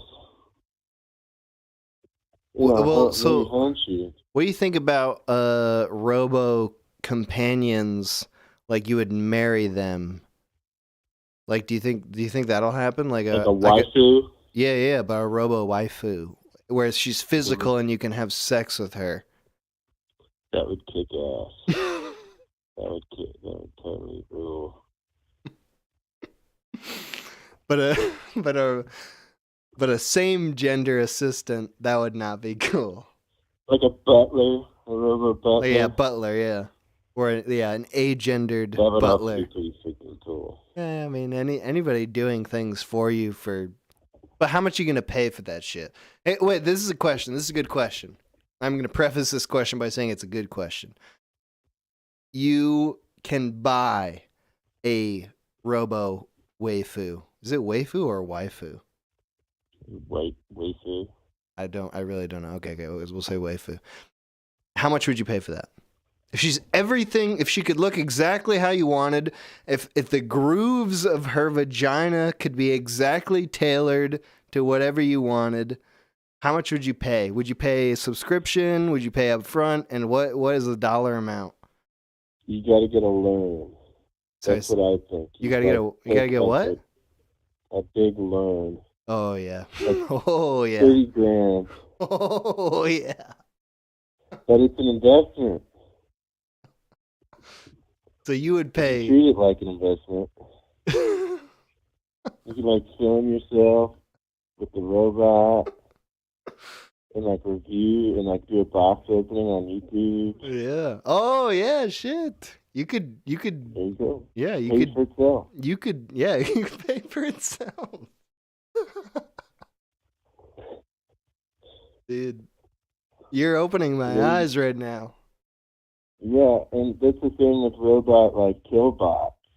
Killbots. It'll all work out with them. Because once they become the people, then they're going to have the same problems we have, and then they're going to realize that it was all just some vain joke. Oh. And then they'll make robot butlers of themselves. Oh. Then the cycle's complete, and then they get robot. Then they get Matrix, and then it's a double battery, double Matrix. Is anyone alive at this point? Are any humans on the Earth? You know how they built like a city over San Francisco? Like they had the old city, and that was like the first city, and then they were like, this city sucks, so they scrapped it, and then now the mole people live under the city. I don't know that, but I believe you. It'll be like that, but with reality itself. There will be a whole fake reality built on top of the real reality. Exactly, but it's going to be sort of like an under thing, and it's not going to really matter to the double bots. But hey, so Will first bots they create like a storm thing. Have you ever seen that? No. I don't know what you're talking about. It blocks out the sun because there's solar power. This is like the Animatrix. Yeah, the Animatrix. Yeah. Well, so this is the weird thing about the Matrix and the Animatrix, but like what doesn't really make sense, and I think we have a pretty easy solution here. Is like artificial intelligence is not really built to navigate the real world. We, as our human meat sacks, we are built to navigate the real world because we are real people with physical presence and all that shit. So will the computer takeover occur like when we've got like the metaverse going full-fledged? Because like that's the environment that the computers can thrive in, is like they don't need to have a body, they can just be themselves. But dude, have you ever seen Lawnmower Man? Dude, I fucking love Lawnmower Man. I just saw it for the first time a few months ago. That's a pretty good movie. So what if the virtual world and the real world are just... What if the virtual world actually becomes a real world? And then, also beyond that, why would robots want Earth if they didn't have to breathe air? They just go live out in space. Yeah. So, I don't know. I think the whole the whole thing, but there's no need to stress about it. Not the robots. Everything's gonna be all right. Everything's gonna be all right. Those robots, they're not gonna hurt us. What if we're already in the VR world? Like we already did this, and this is all fake. Yeah. Yeah, well, you know, maybe we are robots. Maybe we are in the Matrix. The only way to find out is to be like Neo and sort of get on your computer and try your hardest to figure things out. Oh, okay. Like, I thought you were gonna say the only way to like, figure make out sure is you- to kill yourself. That's also a good way to do it. Yeah, you could drill a big, nice hole in your head. Figure it out But- instantly. You wouldn't have to do all Yeah, the work. Learn everything about JavaScript. And then maybe you'll get a message from somebody saying, hey, man. We have a secret floppy disk for you to cloud. try out. It's gonna change Floppy everything in your toppy. life. All right, hey, Floppy dude. disk. It was great talking to you, Oh. man. Thanks for calling in. Oh, thank you. All All right. Okay. Bye. right.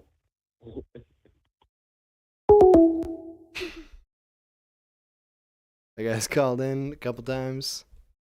Love that guy. Hey, if you're that guy, keep calling in. Have a great time. All right. We're going to do a couple more calls here. I'm still feeling it. I still have half a beer left. 518-288-7938. We'll do a couple more. Oh, shit. Uh-oh. I couldn't even say couple more. Maybe we should just end this shit right now. Oh, boy.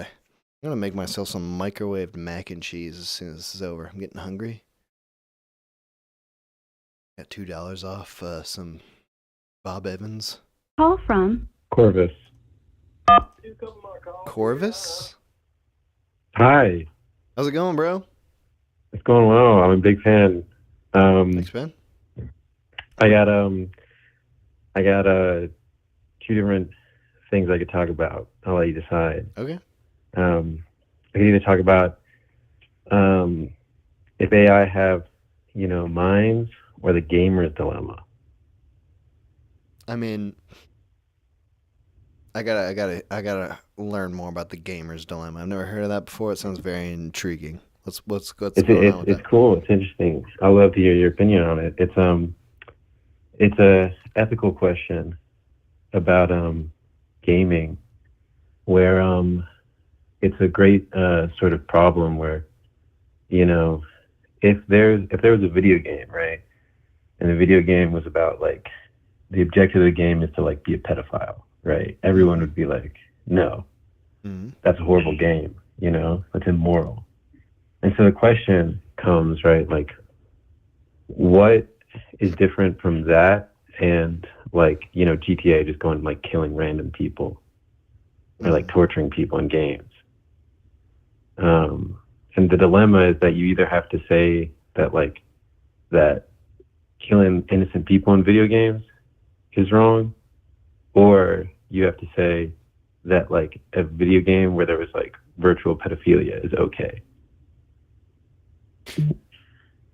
Well, the situation that you described was slightly different from how you summarized at the end, where it's just like and maybe this doesn't make a difference. I would ask you, does the point of the video game matter? The goal?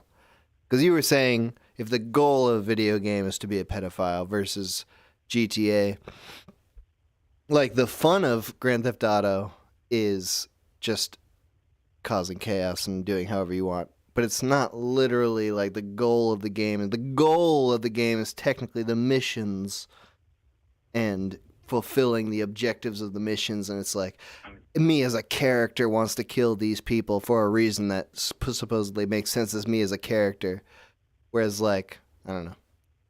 Does that make a difference? Is that part specifically make a difference? The goal, the objective versus what you can do? Yeah, the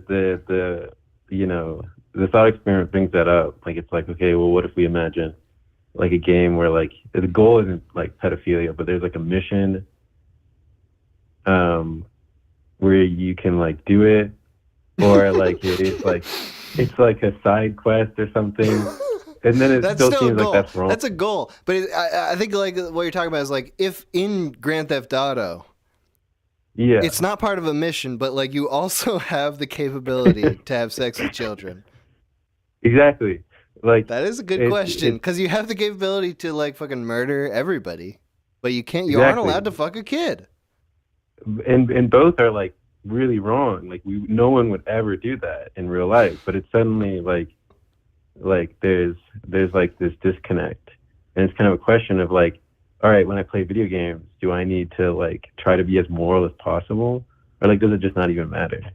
Are we like? This is an interesting question. I mean, like, hey, like a game that I play. I don't play a lot of games really regularly, but this game, Civilization, I'll play that like maybe once every few months, and I'll get super sucked into it, and I'll just play a whole game like for 10 hours straight.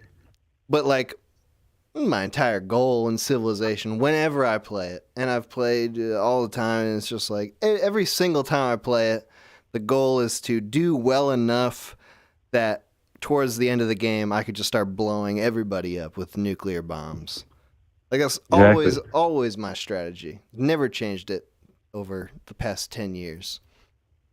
And you would think like that's technically worse than pedophilia is if we're all if we're talking about imaginary people, like it is technically worse to be like I'm going to explode the entire world with nuclear bombs. Yeah, exactly. It's a weird like problem because like there's certain things that if it's virtual we're like, oh no, that sounds immoral. But then if it's other stuff like blowing everyone up, and some of it's like cartoonish, right? Like of course I wouldn't blow up everyone with a nuclear bomb. And so maybe that plays into it. Like but how it's realistic. saying that if I was so totalitarian in charge of everything, like that would be my ultimate strategy with the world. Be to do as well as I can until I can explode everybody. Just get rid of everyone. I think with the pedophilia thing, it's like, you know, probably part of that is like, you know, people being like, we don't want our game to be an outlet for pedophiles. Whereas like that doesn't really, I don't know. There is a disconnect there between dilemma. Like a sexual thing versus like a murder thing. That is weird. That is an interesting problem. Yeah, no, it's weird, and it plays into like as technology progresses, right? Like there's gonna be more things that you can just like do, and in a more immersive way, a more realistic way. Yeah, exactly. And is there like a like there's that seems to be like that people getting desensitized, I think is like huge. Well, that's like the thing is like when we think about these sorts of issues, my mind goes to like, you know, Congress people trying to ban video games and shit. I think a lot of people's minds go to that, and they think like that's ridiculous because video games, you know, I don't want to say everybody, but like like I'm not even like a gamer, like an adult gamer. But when I was a kid, like I played video games all the time, and I loved them, and definitely thought it was a ridiculous idea that like video games were, you know, training me to become a horrible person. Yeah, exactly. No, I mean like there is like some.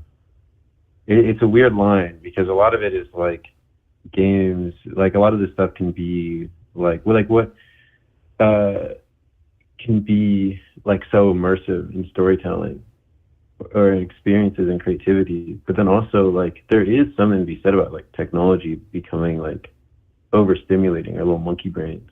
Mm-hmm. And like Dude, desensitizing. Have you seen The Lawnmower Man? Yeah, I have. I love that movie. It's a great movie. Dude, nice. We were just talking about that on the last call. That's like that's sort of in like the point of that movie is like we're using games and VR specifically to train a human mind to be a certain way. Whereas like theoretically games that exist today aren't that. Like, they are for entertainment and people. But I could see how that could develop into a weird, dangerous thing. Like, if games stopped being about entertainment and they started being about, like, training the human mind for some sort of fucked up alternate reality. Yeah, or even just like causing people to lose some of their like because there's a huge difference with like actually like seeing it like a dead body in a game and a dead body in like real life. And I think people like, if you don't have that experience, like there's like I think a lot of people become like desensitized, but like desensitized in like a wrong way, where they're disconnected from what like it's actually like. But I think that goes beyond video games, even to videos and images and stuff. Like exactly, yeah, exactly. Like the internet is full of things that will desensitize you. Yeah, I mean, I'm on the side that I'm a technology supporter. I think that our lives are significantly better than any animal that has ever lived that we know of, and that's because of like technology. I mean, little things like I can listen to any music I want, like at any time. Yeah, like, that's crazy. Yeah. But I always think that like AI is whatever it's talking about. But I think the psychological effects of having everything at your fingertips is the more scary thing to me. How do you think that should be handled? Do you think or should it be handled? I don't think it should ever be regulated. I think it's up to the person, because anyone can fuck their lives up with anything, right? It's just the internet is like easy to do it and not realize that you're doing it. And I think it just comes down to like, education, like informing people, like, the big example that everyone always goes to is like porn stuff. Like that stuff can really like mess people up psychologically, and it just like I don't think it should be regulated because like no one can do it that well. I mean, imagine the world where porn is like regulated by the federal government. Oh yeah, it would be like totally against that, but certainly like it's something about it's like any sort of thing that like our brains can't evolve as fast as we're going to make new technology. Yeah, that's the danger. Just as in anything like food, like evolution happens over thousands or millions of years. Yeah, and someone brought up earlier that like from the 1900s to now, it's like the evolution of technology is like crazy. And our little monkey brains can't keep up. It's like sugar. Like our monkey brains can't deal with how much easier it is to get sugar now. So it's so easy to get addicted to sugar. Do you think there is a way for us as individuals to use technology in a way that benefits us without poisoning us? Like that's all I want is like I want to be able to be a part of new technological things and use them to my advantage rather than use them and feel like it's eating away at my soul. Yeah, I think so. I think it's just all about it's the same sort of mindset you have to have with like food. Like you can't eat like ice cream is pretty cool, but like it's delicious. Ice cream all the time. Same with like the internet. Like there's lots of stuff on the internet that are really fun, but it is a lot about like just having that sort of like temperance with the internet and being like, you know what, I'm going to spend some time not scrolling, or maybe I'm going to get rid of like an app that I use that I scroll too much on. Or maybe I'm going to try to read a book or just, do something creative.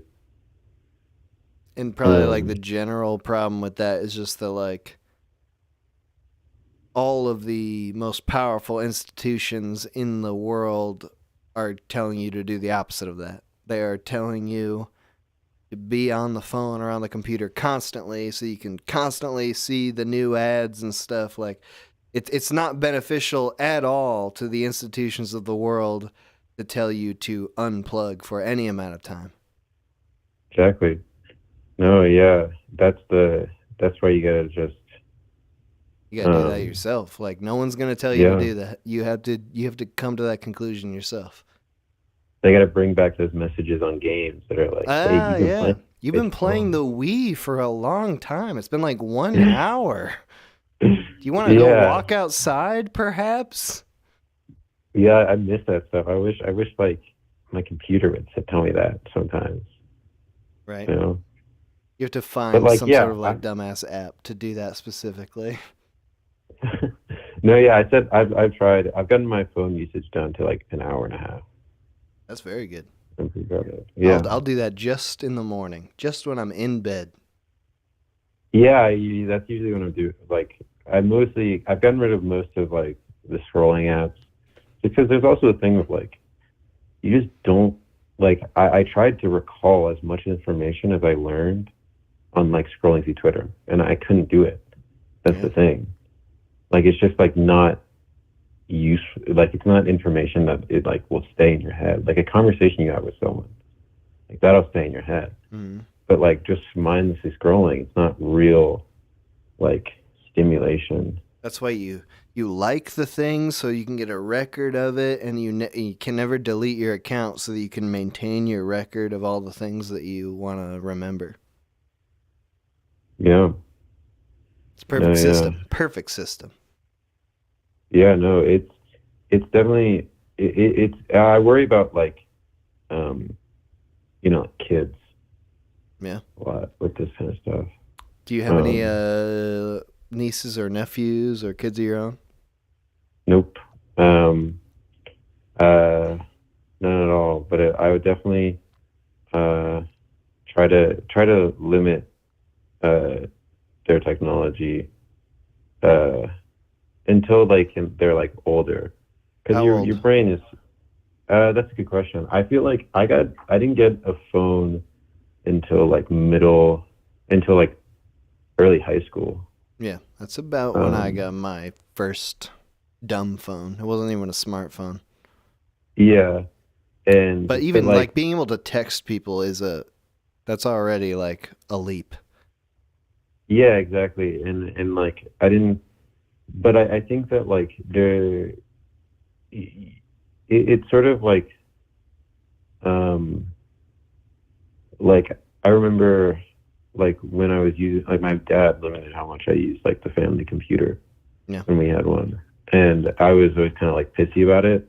But like now that I'm looking back, I'm like, man, I'm glad he did that rather than like just like letting me use it as much. Well, because it's like the idea of even the family computer is such a relic, dude. Like now every single person has a computer in their hand, like at all times. Yeah, exactly. Like that's why, it's just like it's too much for like a child's brain. I think, like the entirety of like human knowledge. It's too much. It's too much for like my brain, like now at times. Right. Like it's got to be too much for like a developing kid. And that's why it's like. It's the same reason why, like, why like kids don't drink like alcohol, until a certain, because it's like your brain's developing. Anything that's gonna like psychologically affect you, like as a parent, you should go like, hey, why don't you go outside for a bit? Right.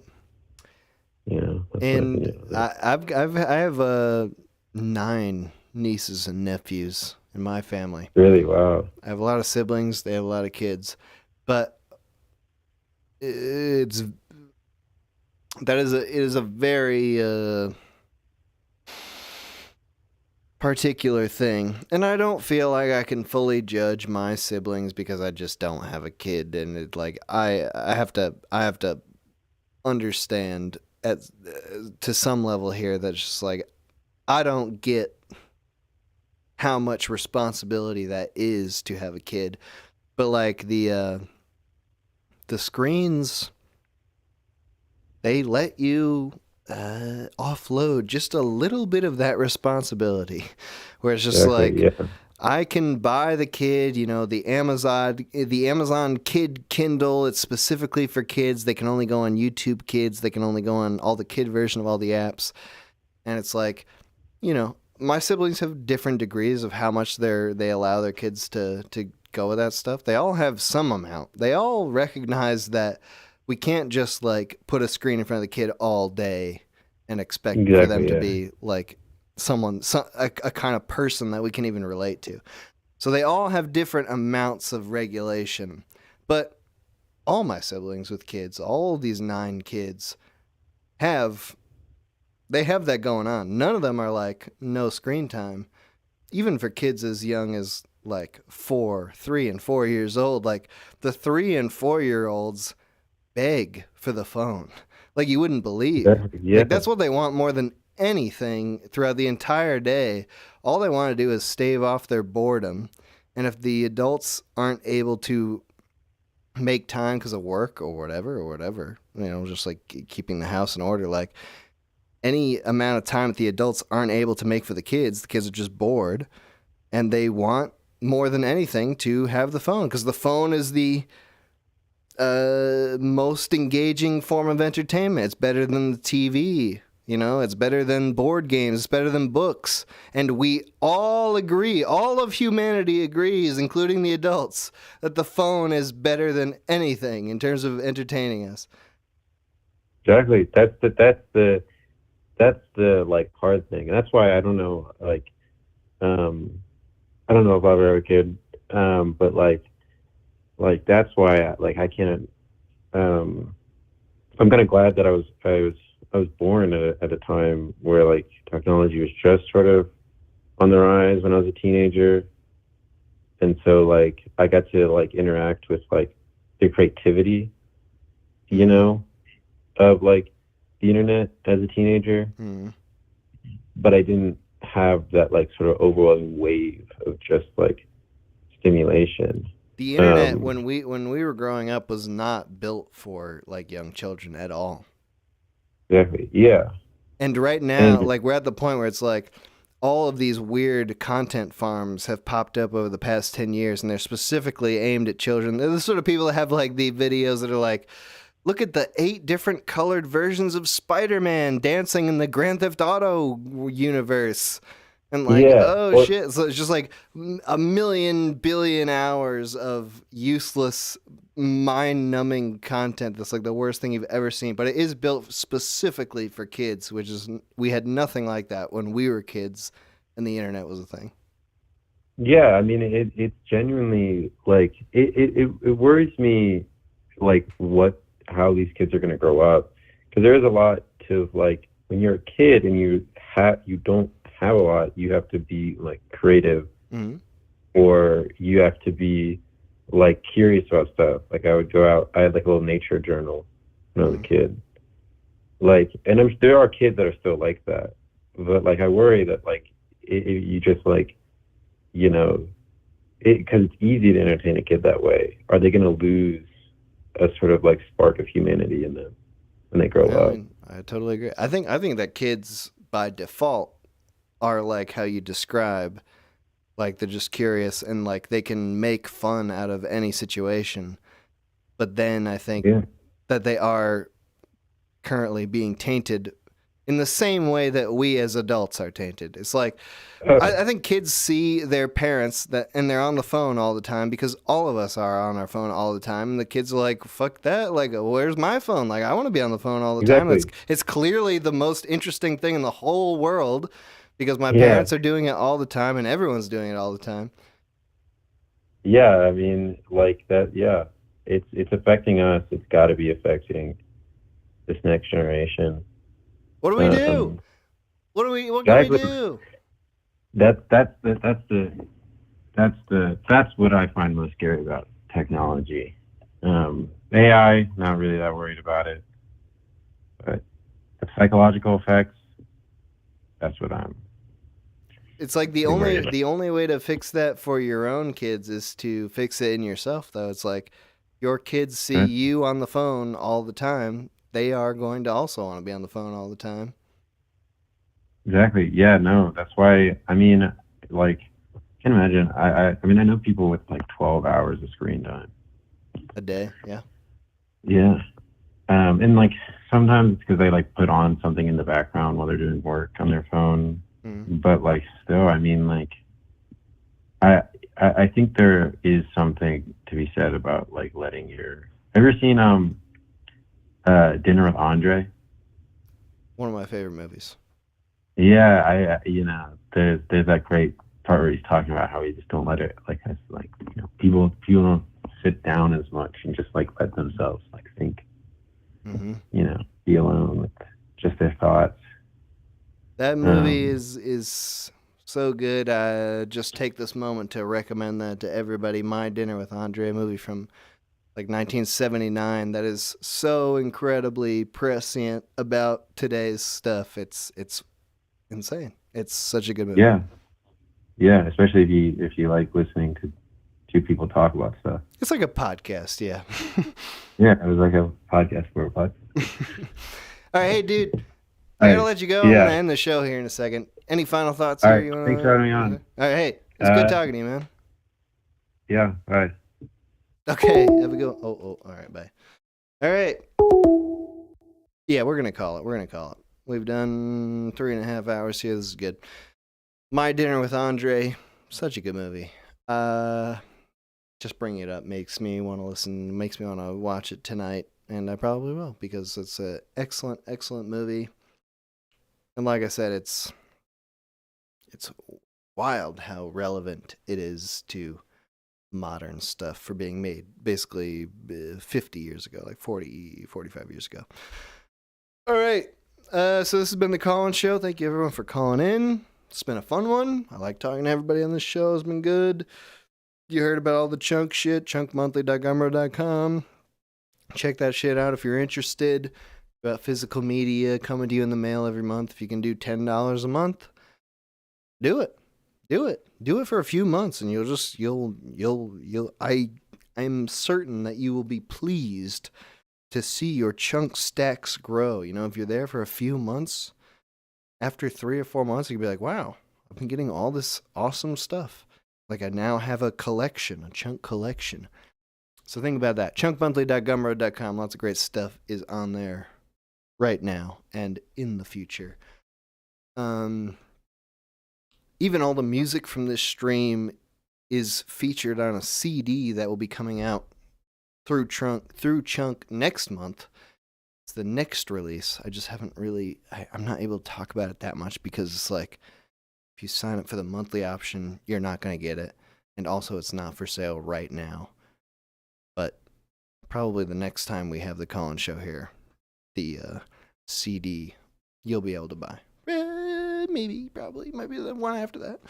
Anyway, it's good talking with everybody. Thanks for listening. I may try to do another show next week. I'm going to be traveling the week after that, so I definitely can't do it then, so maybe I'll try to do one now. But if not, I'll be seeing you just after that, so it'll be soon. It's good. I keep saying it's been good talking to everyone. All right, anyway. Thanks for listening. And have a great Sunday evening. All right? Bye.